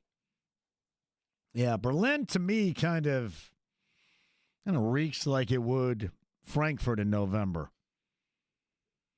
But that was announced earlier today with the Falcons and the Colts in Berlin.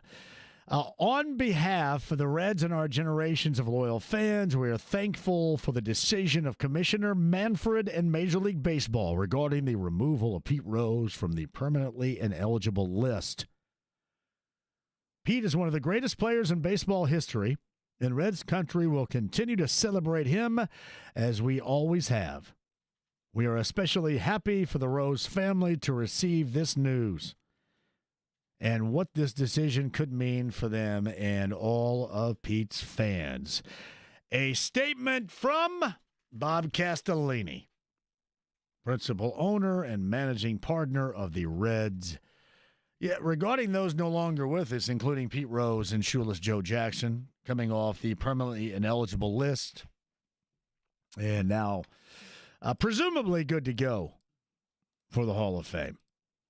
Again, posthumously, but nonetheless, that announcement made by Rob Manfred, Major League Baseball, a little bit earlier today. Meantime, laps being turned at IMS. Brendan King updated you on that. And we get updates from Cleveland and Tom Withers a little bit earlier, too. Paul Casaro is out after one season as the head coach of IU Indy. Greg Raikstraw on that a little bit earlier, too. Meantime, on the Andy Moore Automotive Group hotline from Setting the Pace, we've got a big-time game number 5 later on tonight in Cleveland. 7 o'clock, tip time, 6:30 pregame coverage. And the Pacers need one more win, up 3-1 in the best of 7. Again, in Cleveland later on tonight for a closeout opportunity, and Alex Golden joins us now with more. Good afternoon, Alex. How are you? I'm doing well, JMV. How are you doing? I will set you up for setting the pace in your conversation with Steve Simon coming up in just a bit, but I do want to start with the game later on tonight. So any reasonable person would believe that Donovan Mitchell set out the second half because there was no chance that they were going to come from behind and win that game on Sunday evening, game number 4. How do you think he is going to look for the Cavaliers in a reboot of sorts for him later on tonight? I mean, he's been phenomenal this entire series, obviously.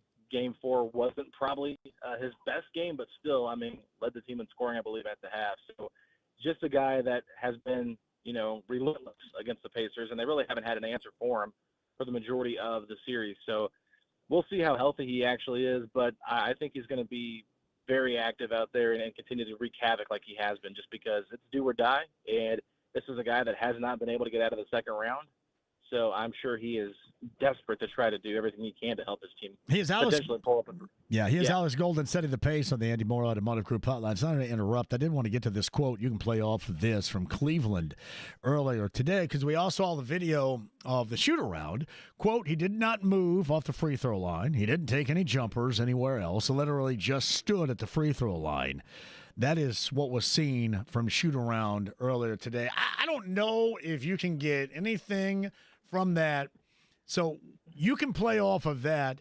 And then my point of, I want to see them at full strength, and I want to see this Pacer team serve notice on everybody else that maybe doesn't know about them, that hopefully can find out as they enter their back-to-back Eastern Conference final destination. I want to see them do it this way and not have to rely upon a Thursday night home crowd in game number 6 at the Fieldhouse. No, I totally agree. I think it would show how much more mature this team is from last year.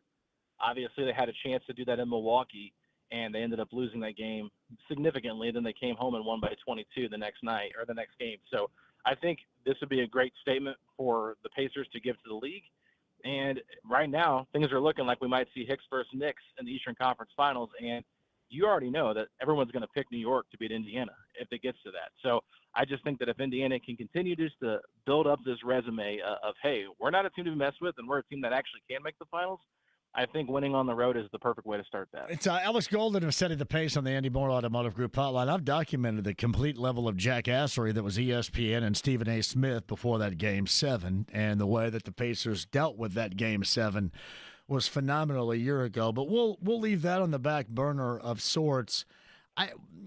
The pace of play has popped up, and certainly it always does with the Pacers. I think that is the first thing that they lean on as far as having a significant edge. With banged-up players, you still have a toe with Garland. He can't guard you anyway. You have Mitchell, obviously. We don't know what % he might be. You have Mobley, who was about as inactive as I have seen him in game number 4, whether or not that was because they were down or whatever with the ankle. And then the thumb of Hunter. How much does the pace of play also help a situation when you're against the walls, the Cavaliers are, and you're dealing with injuries? I think it makes it that much worse trying to play at the pace and the style the Pacers present.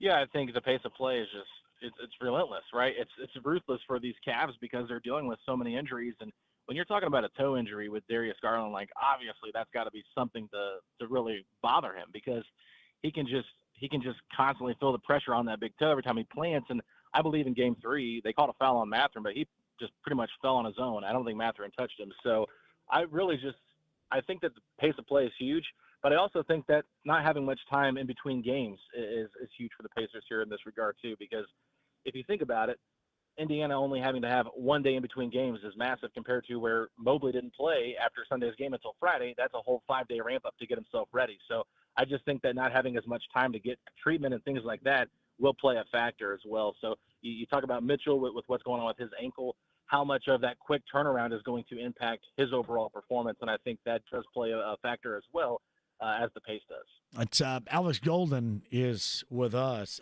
My favorite game, and I know Sunday night was great, my favorite game was still game number 1, because even without Garland, there was certainly, favored certainty that Cleveland was going to come out and do a lot of what they did in that sweep, the 4-game sweep in the first round of the Miami Heat. And I thought the Pacers, they didn't steal that game. They did game 2. I mean, they came in and they owned that game from the outset and then closed it out. That is the type of performance I would like to see them, and especially, Alex, I think the level of importance is to see them get off to a really good start tonight.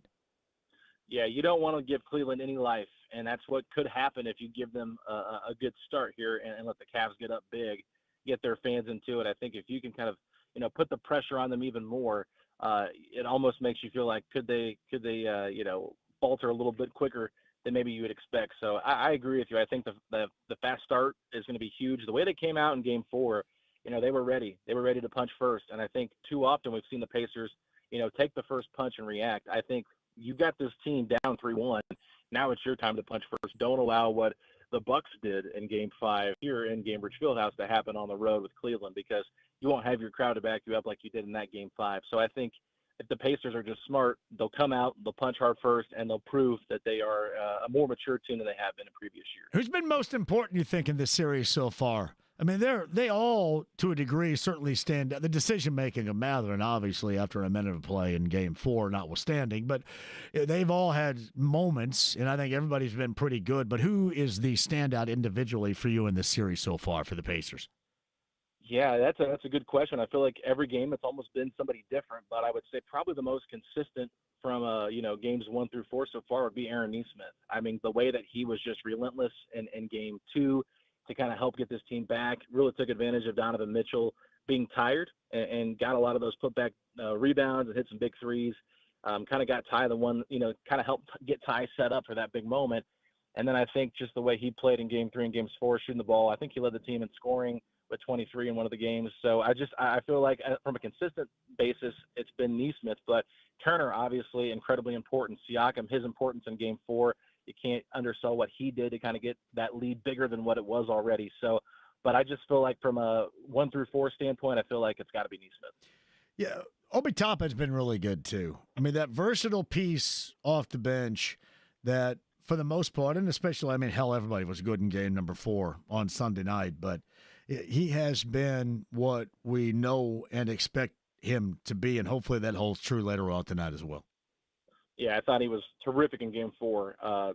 Just unbelievable with his shot making, the layup, the reverse layup that was, Dr. J-esque on the anniversary of that. I mean, just what he's been able to do with this team and just figure things out. I like him at times more playing with the starters and not always playing with the bench units. I feel like he does kind of get lost in the shuffle offensively with the bench units, but when they're able to utilize him with Miles and Tyrese and that group, I do enjoy watching him and that version of himself. So, yeah, Obi Toppin, I mean, he can play small ball 5 when he's shooting the ball well. It's really hard to guard these Pacers because they can beat you from so many different ways, and Obi Toppin provides something that a lot of these players don't have with the lob threat ability. Alex Golden joins us. So with all this positive conversation that we have going back and forth right here, explain further, and then we can put this to bed finally because you got to go all the way back to Friday night. Just what the hell went down in game number 3? I mean, that's the thing that stands out, and I think that's the reason why if you have anybody out there that's apprehensive about tonight, that's the short-term memory of how they looked. And really, it was somewhat of the other side of the coin as to how the Pacers looked in Game 4 on Sunday night. But why was it, for most of that game, with the exception of the end of the first quarter, just so awful for the Pacers against that Cavalier team in Game 3? Yeah, I think part of it was they had won 4 playoff games in a row, the last 2 against the Bucks, the first 2 in Cleveland. I think they just got a little complacent. I think they needed a wake-up call.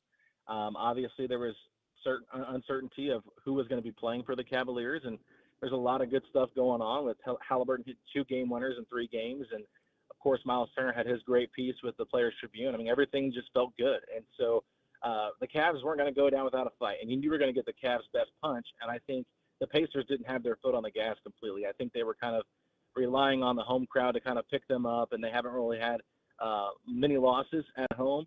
And Tyrese Halliburton, I think he's only had 1 loss in his playoff career at Gainbridge Fieldhouse. So I just think they were kind of relying upon that, and they just didn't have any answers. So I think it was the right wake-up call, and my goodness, the turnaround in Game 4 from what we saw in Game 3 looked like a totally different team. You could just see there was much more attention to detail, much more focus. And in Game 3, it kind of felt like they were just happy to be there, happy to be up 2-0, and they didn't look happy to, or, ready to kill, I guess you could say is the right word, ready to go up 3-0. They just looked ready to hopefully get one of the 2 at home, and they didn't look like they wanted to just take Cleveland out. So I think that they kind of learned from that, and hopefully they can use those, what happened in Game 3 to not happen tonight in Game 5. So Alex Golden setting the pace on the Andy Moore Automotive Group hotline. 7 o'clock, your tip time for Game 5. 6:30 coverage begins following the Colts Daily Update here on The Fan. I saw this quote from Brian Windhorst. The MRI yesterday, from what I understand, what a gigantic relief regarding Donovan Mitchell's ankle right here. He obviously, I don't know how completely healthy he has been, but he has been outstanding.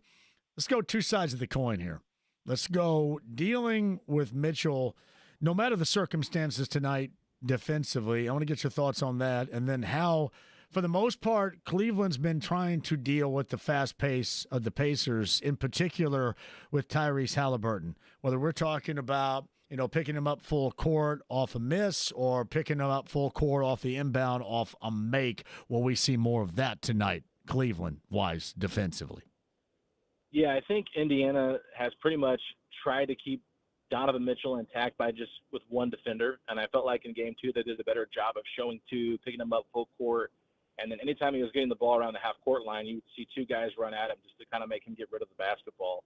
And I wonder if we'll see more of that tonight. Just not letting him get going is going to be key, because if you try to play one-on-one with him, I don't care who the Pacers throw out at him, he's going to have his way if he's 85, 90% healthy. So I think that's key there, but just continuing to kind of make him earn his shots, right? I don't think a lot of the fouls have been dirty. Obviously, there's been some stuff with Mathurin, like the hit on Jared Allen, and, of course, the one that got him ejected against DeAndre Hunter. But I think for the most part, the hard fouls can wear him out eventually throughout the game. So you've seen Donovan Mitchell miss a lot of free throws, and I think that's because he's just getting worn out with the physical play of the Indiana Pacers. So I think they just need to continue to do that, especially if he wants to, hunt to try and get baskets at the rim. So that would be key to me. And then in terms of how they're defending Tyrese Halliburton, obviously Max Strus, Sam Merrill, and Dean Wade at times, they're pretty much just face guarding him 94 feet.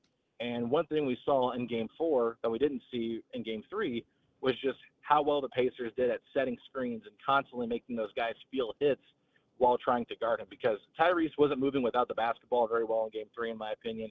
He was kind of just stationary, trying to let the guys play 4-on-4, and that's just not going to work. I think if you can have guys get him free to get the ball in his hands, that is a much better option for the Pacers, and so I thought they did a very good job of constantly making Strus and those guys just feel hits from screens and different things like that with how they're covering him. So they can't let Tyrese, just kind of do what Tyrese does. I think that it's going to have to be, Max Strus and those guys really trying to take Tyrese out of the game, because when he's going, he's due for a big game. We haven't really seen a big game from Tyrese in this series. He had a really nice fourth quarter in Game 2, but for the most part, I would say we haven't seen like that all-star level Tyrese Halliburton game. So if they want to kind of back off of that, I think that might be problematic for them. So I would expect an even more intensified man coverage on him, just constantly hounding him down the court, and we'll see how much the Pacers can just add that physical presence to try to get him free. Steve Simon joined you on Setting the Pace. And there are a lot of things I want to know as well. Now, we have to wait, I'm sure, to, at least from my angle, completely evaluate until the season is complete. But I think we all kind of want to know what they're thinking about, what he's thinking about. And what was most important, I guess, on your Q&A list to ask him when he joined Setting the Pace and your podcast here recently? Yeah, I wanted to get his thoughts on this team, number one, and just how they've, built this thing, and of course the elephant in the room is, are they going to pay the tax, right? I think that's one of the biggest questions that we have is, will they be willing to do it? And so I asked him, I was like, how important is it to bring Miles Turner back to this team? And he was like, oh, it's very important. It's crucial that we bring him back. And I said, okay, now that you've answered that, I said, you might not want to answer this, but if you can, that'd be great. Are you guys willing to go into the tax to keep this team together because of, the run that they've been on the last 2 years? And his answer was, kind of skirted around it, said that they wanted to be, like, they're willing to be flexible, but didn't necessarily say, like, that's exactly what we're going to do. So I thought, he answered it well. Obviously, I did ask him before we recorded if I could ask that question just to make sure it was okay to bring it up, and he said it was fine. So I wasn't being disrespectful or asking a question I didn't think he would answer, but for him to kind of give me, we're flexible, we are willing to do it. It just has to be the right situation. That gave me a little bit of hope that maybe they don't have to trade an Obi Toppin or somebody to create that space like we've heard, rumored out there to keep Miles Turner. So that's just something I thought was really important, because if they can keep this team together, that's got a good chance for this to be special for the next couple of years. It's Alex Golden with us talking about his conversation with Steve Simon. You can check it out on Setting the Pace at Alex Golden NBA. Listen, his response, you may not be completely ready to answer the question because there's still a long way to go. Right. I mean, you don't want to be disappointed about it, but face it, to where you are right now, if you're not able to move on, and also dependent upon how you play, if you are fortunate to move to the Eastern Conference Finals, will also be gauged in this too. But let's just say they hit new heights on this, and it is legit because of how they play and the personnel they have. I've said this, and it's somebody else's money, and it probably sounds ridiculous and unfair and very easy for me to maintain. I don't want to hear a damn thing about luxury tax. I don't. And I don't think fans do. Fans went through bullcrap of watching cruddy teams and bad decisions to get now on the other side. They held through with that. And frankly, if you want to play and expect your team, your organization to consistently be at this level, these are some of the things you're going to have to do. So if this is able to maintain, I guess, Alex, to reach our preferences, our expectations, I don't want to hear anything about it. I don't know how you feel, but I'll just be curious to hear how you think. Again, it's hypothetical because we don't know, but I do know the outcome if it continues to go in this direction positively. Yeah, I for one, I'm out front not wanting to hear about them and the luxury tax and any questions. You bring back whom you believe is most important to this team and continue to win. That's what matters the most, and the fans deserve it. Yeah, I mean, I don't disagree with that at all. I think that they've been able to benefit from their salary that they have currently right now. I think it's 22nd in the NBA. So, they're exceeding expectations based on what their salary is. You don't see a lot of teams get this far with that low of a salary. But, yeah, I agree with you. I think that at some point, like, when do you make that decision? I've kind of accepted reality for what it is just because we've known for so many years they're not willing to pay the tax. So it's like, do I even entertain the thought that they could? But I think as this team continues to prove that they are a top 4 team in the NBA, or at least proving themselves to be one that's going to be potentially a Final Four once again, it does kind of make you think maybe they should rethink this thing. Maybe they should be more understanding of, hey, this isn't our money, obviously from our standpoint, JMV, but this is an opportunity here that doesn't come around very often. I mean, the Pacers legitimately could have a chance to make it to the NBA Finals this year, and we haven't seen that in 25 years. So I think that when you've got something special, you've got to keep it together, and you got to just deal with it. And if it falls apart in the next couple of years, you can make trades to get out of it. It's not like you have to be in the tax for 5 to 10 years. You can find ways to get around it. So I just don't think that it's one of those things where they have to overthink it or dwell on it too much. Just play it year by year and figure it out. So what do you think Miles is going to want out of this? Good question. I mean, I think that the further they make it into the playoffs and the more he is impactful, I think he's going to ask for pretty good money. So I'm assuming he's going to want in the Isaiah Hartenstein range, which is around that $30 to $32 million a year. And I wonder how long the contract will be. Could they make it a 3-year deal where it's kind of lined up with Pascal Siakam's contract? Because that could make some sense to me. But I just think that Miles has been such a staple of this team for so long. And obviously you've seen him grow from being a guy that was on the trade block several years to being a staple of this group now.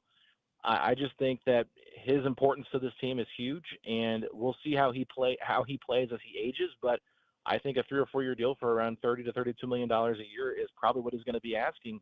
And it's going to be a steep price, but I think if this is a team that feels like they can get back to the finals or back to the conference finals again, they got to pay it. There's a dude named Daryl here. Somebody just sent me this. Evidently a 28-year sports media veteran, 92.3 The Fan. We just had Tom Withers on that also is employed by that station. And we're both going to get a kick out of this in closing. Yeah, he writes, the moment the Pacers try to pull something a little extra tonight, Kenny needs to put Tristan Thompson on the floor to straighten things out for the Cavs.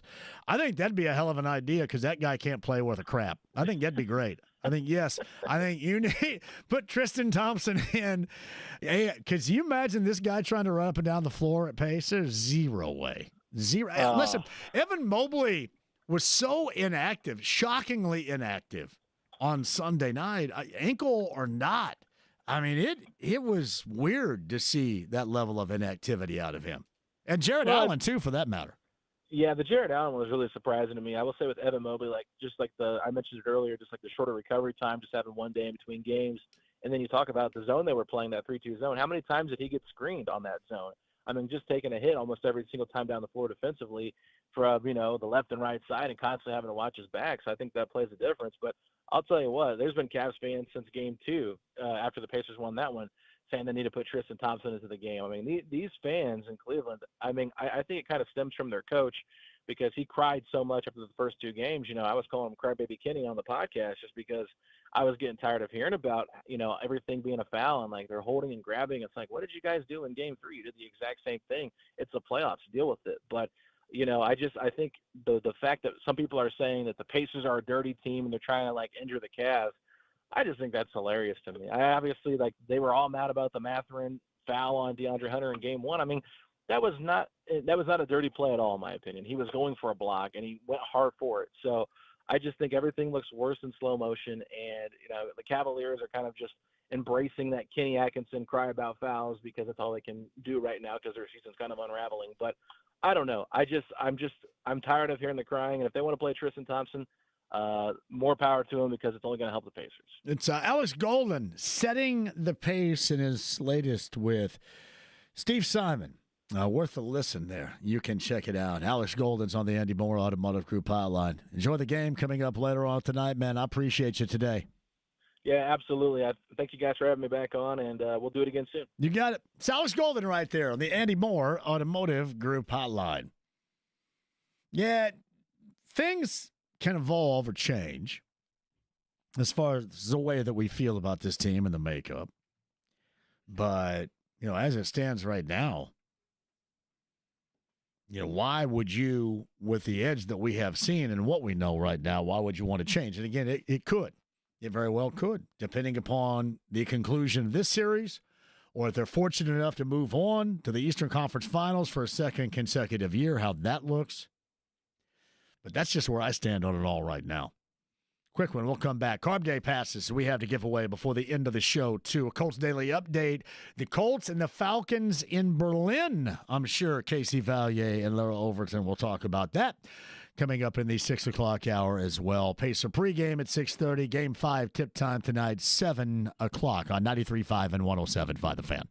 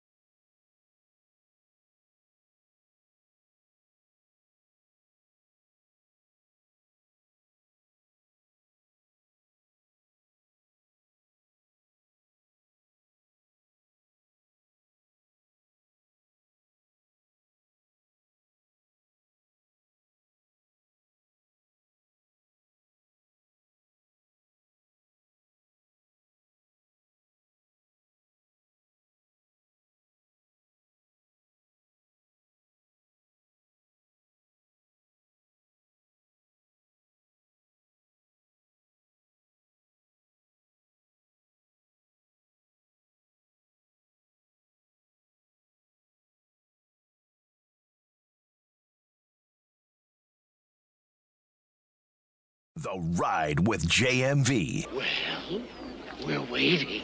93.5 and 107.5. The Fan. Game 5. What are we thinking, Pacer fans, tonight? It's out of curiosity.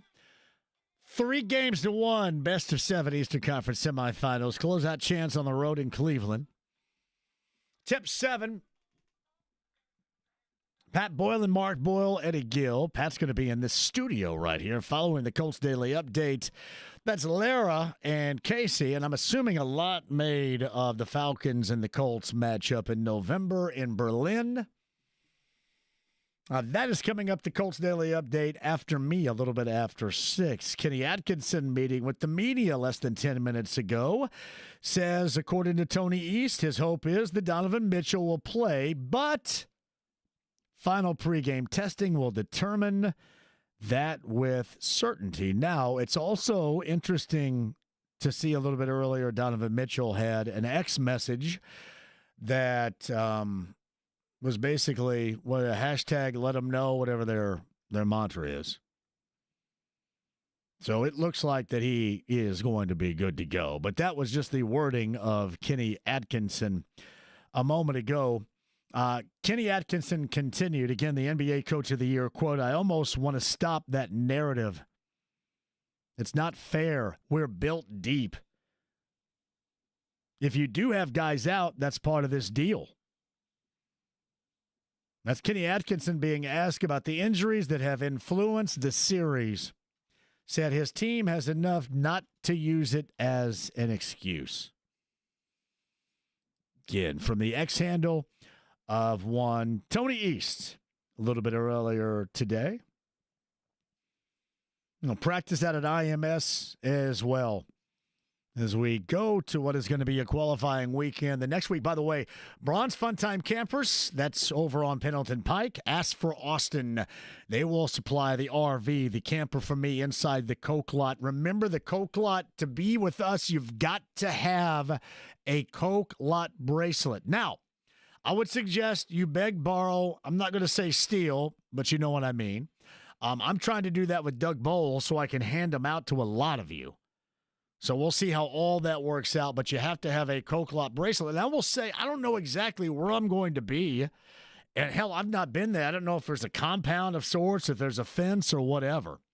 But I am trying to go on. I'm going to try to make it as easy for you to be a part of the JMV Takeover a week from Saturday night in the Coke lot as humanly possible. And again, thanks to Austin and Bronze Fun Time Campers on Pendleton Pike. I'm telling you what, the selection is incredible. Tell Austin that I sent you. And thank him from us. He's also, I think, got an RV out there for Connor Daly as well. Going to be an awesome time. Hey, by the way, Friday show, Twin Peaks in Greenwood. Twin Peaks in Greenwood. I've also heard, James, have you heard this as well? Twin Peaks girls are going to be out at the JMV Takeover in the Coke lot. Yeah, I've heard. Have you heard that? I've heard you say that. Have I said that? Yeah. Have you heard it more than just me? You're the only person I've heard say that. Yeah, that's what I hear. They're going to be in the Coke lot as well for the JMV Takeover. Sarah asked, how do we acquire a Coke lot bracelet? I believe you can sign up for one. My friend Doug got one. He mentioned that he got it. I'm trying to get, I asked Doug Bowles for 1,000.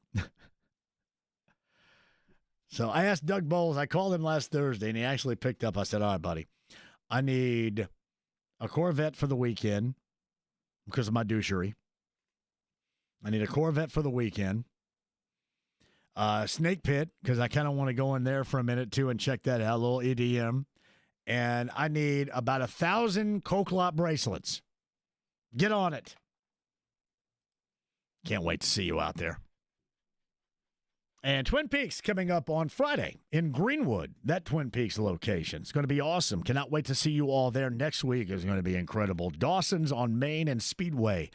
That is Thursday, and a tavern tour stop with me and Brent Halverson. Next week.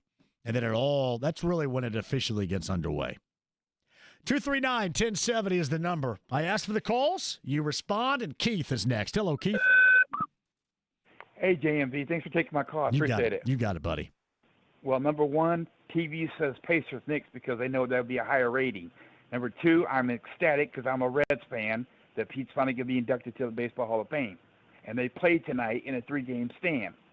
Number 3, if Miles walks, why not go after that center from Kansas? I think he'd be good with us. No. Yeah. Seriously? He was good at Michigan. Yeah. Because right now, I think he's a little bit more better than Miles. Let him walk.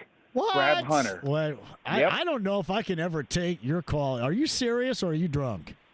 No, I'm serious. Keith, there's no way you're serious. He ain't working with $32 million. Are you serious? You're saying that Dead. before you want him, one of the most important pieces with this team to walk, and you want Hunter Dickinson, who sucks out loud at Kansas and did at Michigan too. And the only reason he's worth a damn is because he's 7 feet tall, and he's barely worth a damn at 7 feet tall. That's what you want to do? Well, Keith, are you serious? Miles ain't showing up every game either. What are you talking, Keith? What are we talking about here? Okay, Keith, number 1, he plays when he wants to. Keith, I need to educate you on this. What are you talking about? When does he play when he wants to? Because he must want to about every single night. I've never seen him get a game where he's had over 10 rebounds. That's every once in a while. I watch a box score every night. He don't rebound very good. Keith, I don't think you know what the hell you're talking about. Can I educate you sometime? Do you mind? Because this opinion is awful. Go for it. This is an awful opinion. Awful. Because I look at the box score every night. Well, I know. That's evident. That's evident. Even if you look at the box score, you'd understand how important he is to this team. Come on, man. Now. Just, hey, tell everybody you're drunk. There's got to be some significant excuse why you're on this level of jackassery right here. All right, have a good weekend. All right, Keith, thank you very much. Keith would let Miles walk.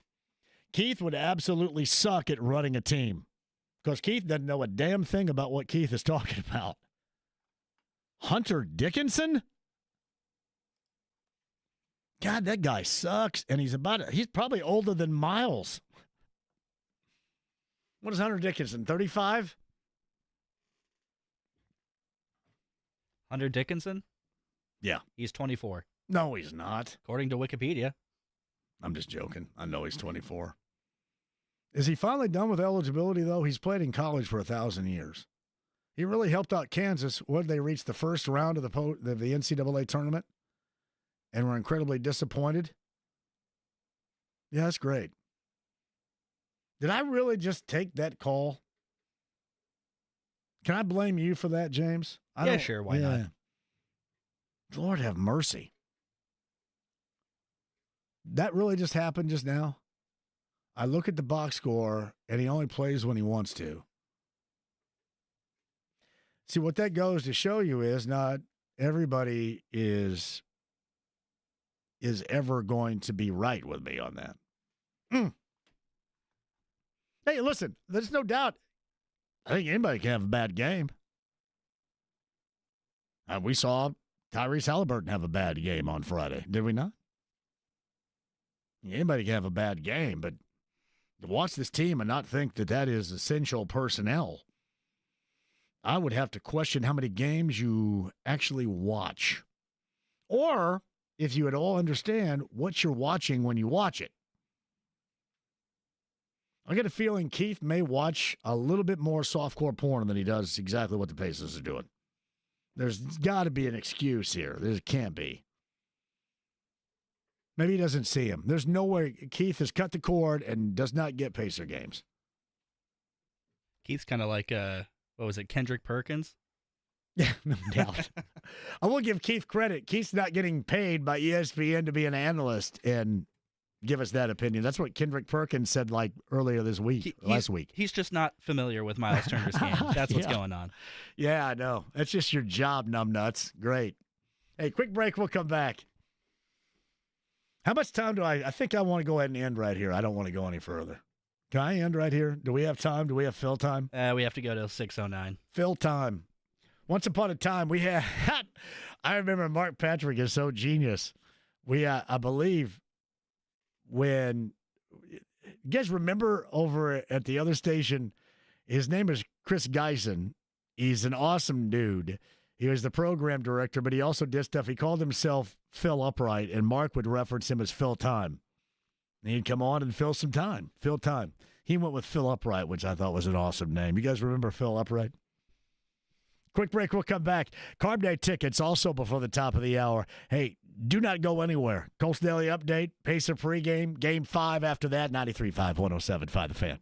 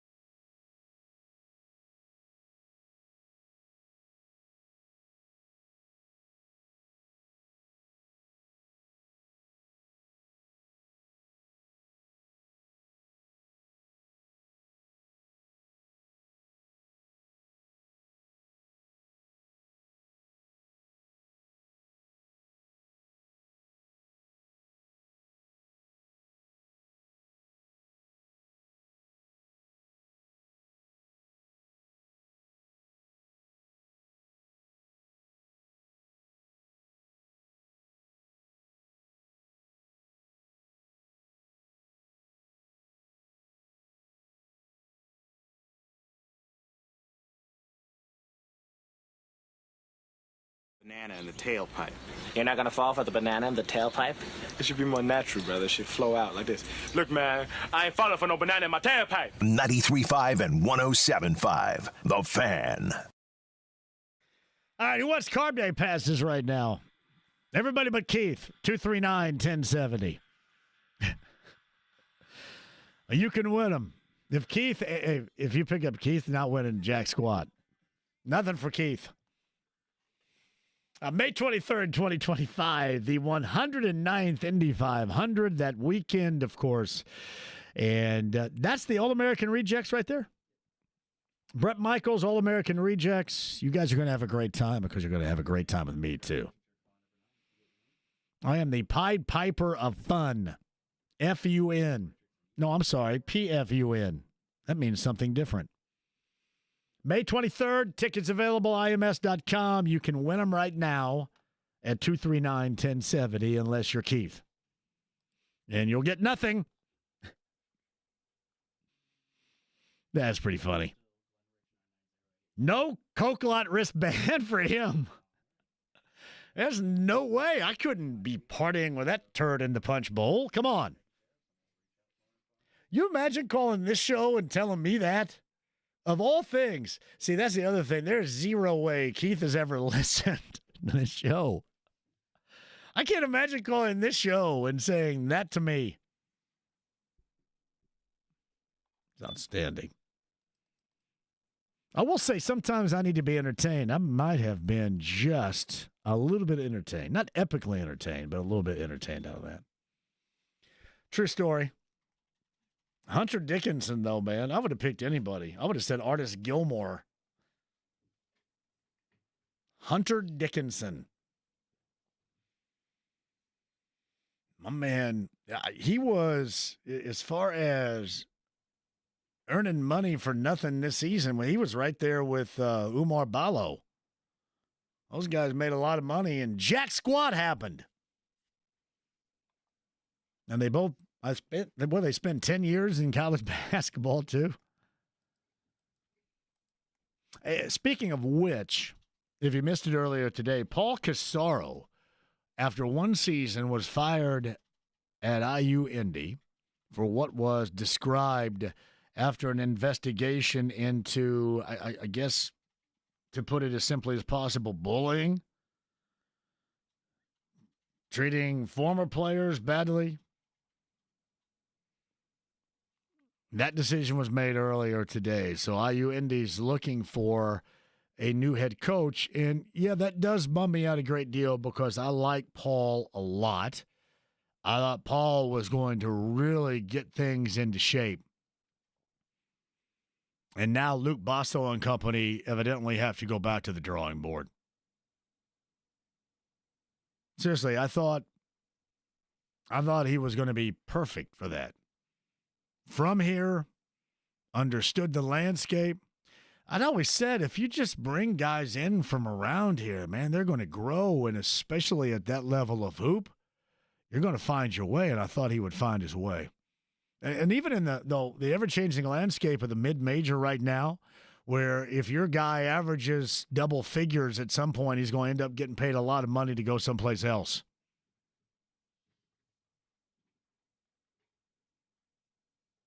But that was disappointing, to say the least.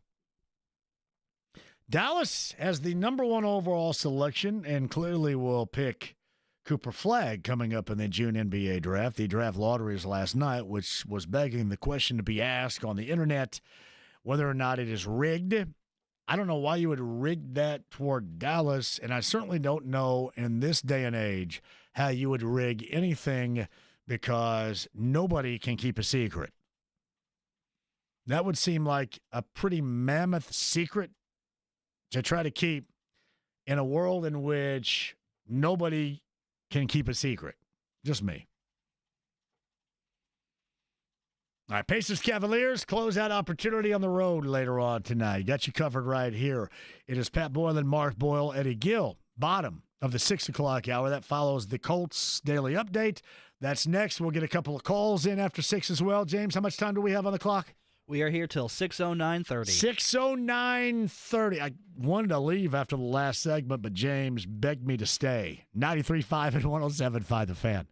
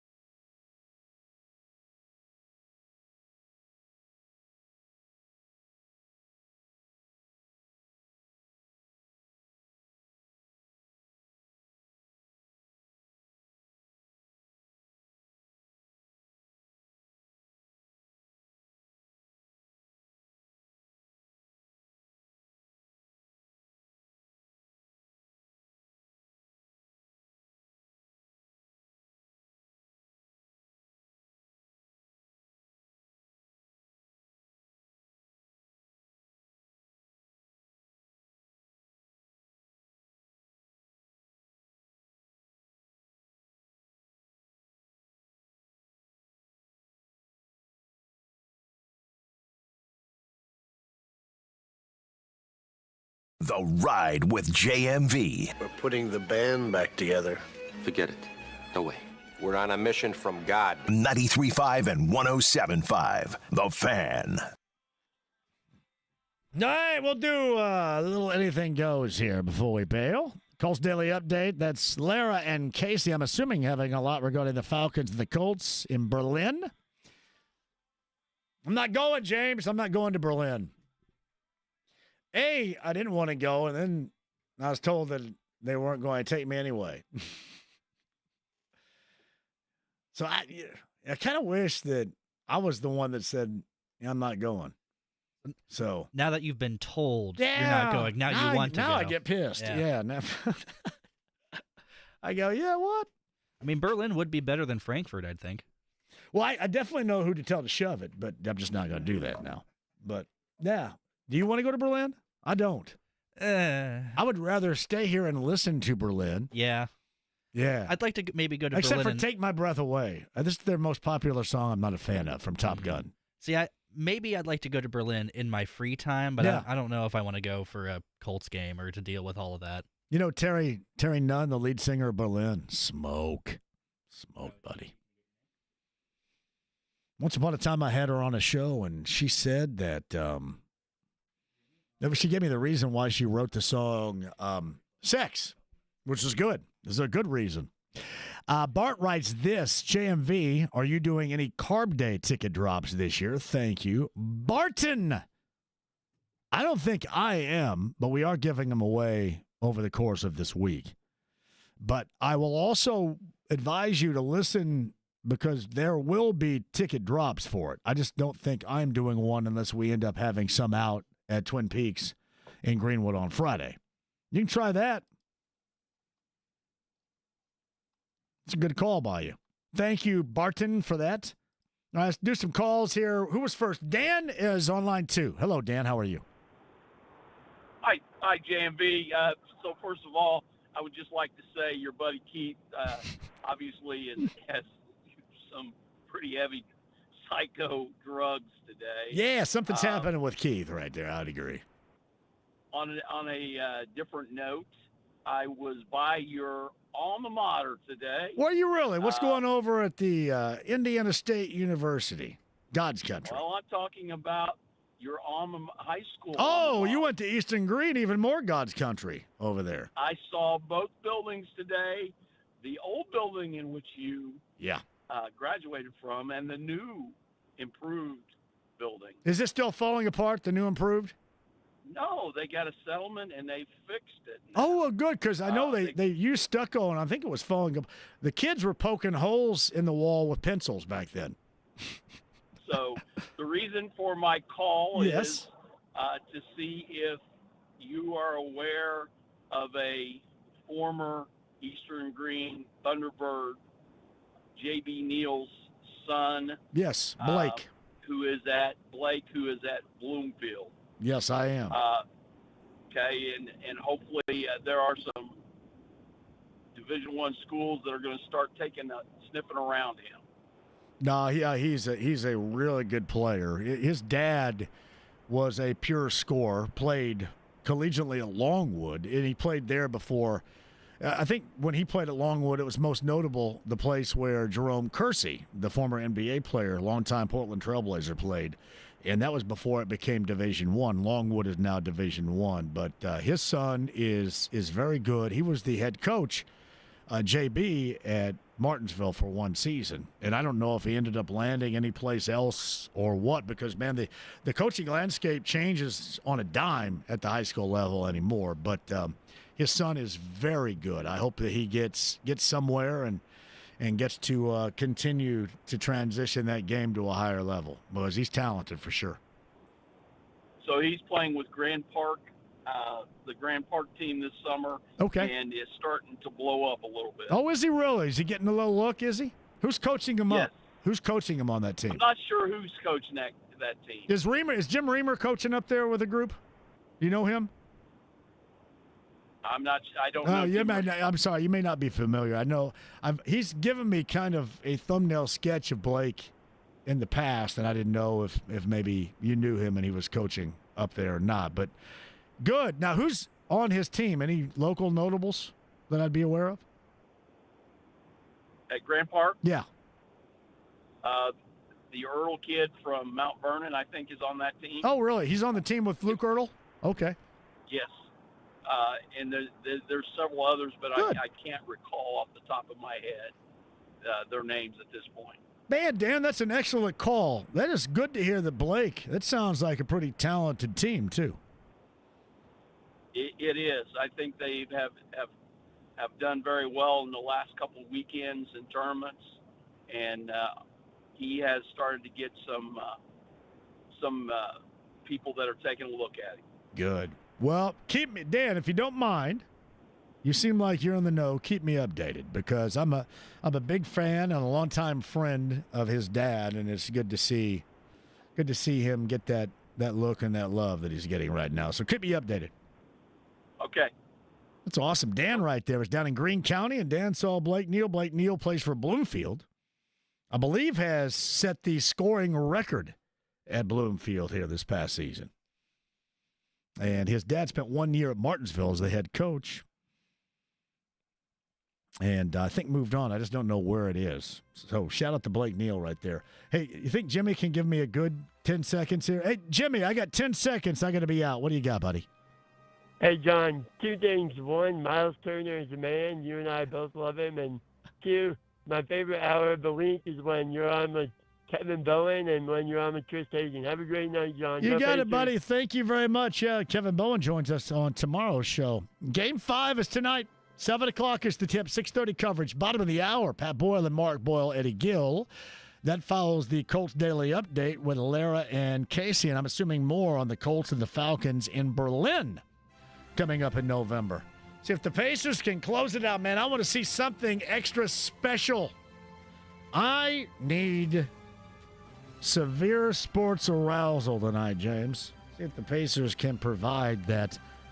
And hear it right here. 93.5, 107.5 The Fan. James, great job out of you. Enjoy the game, everybody.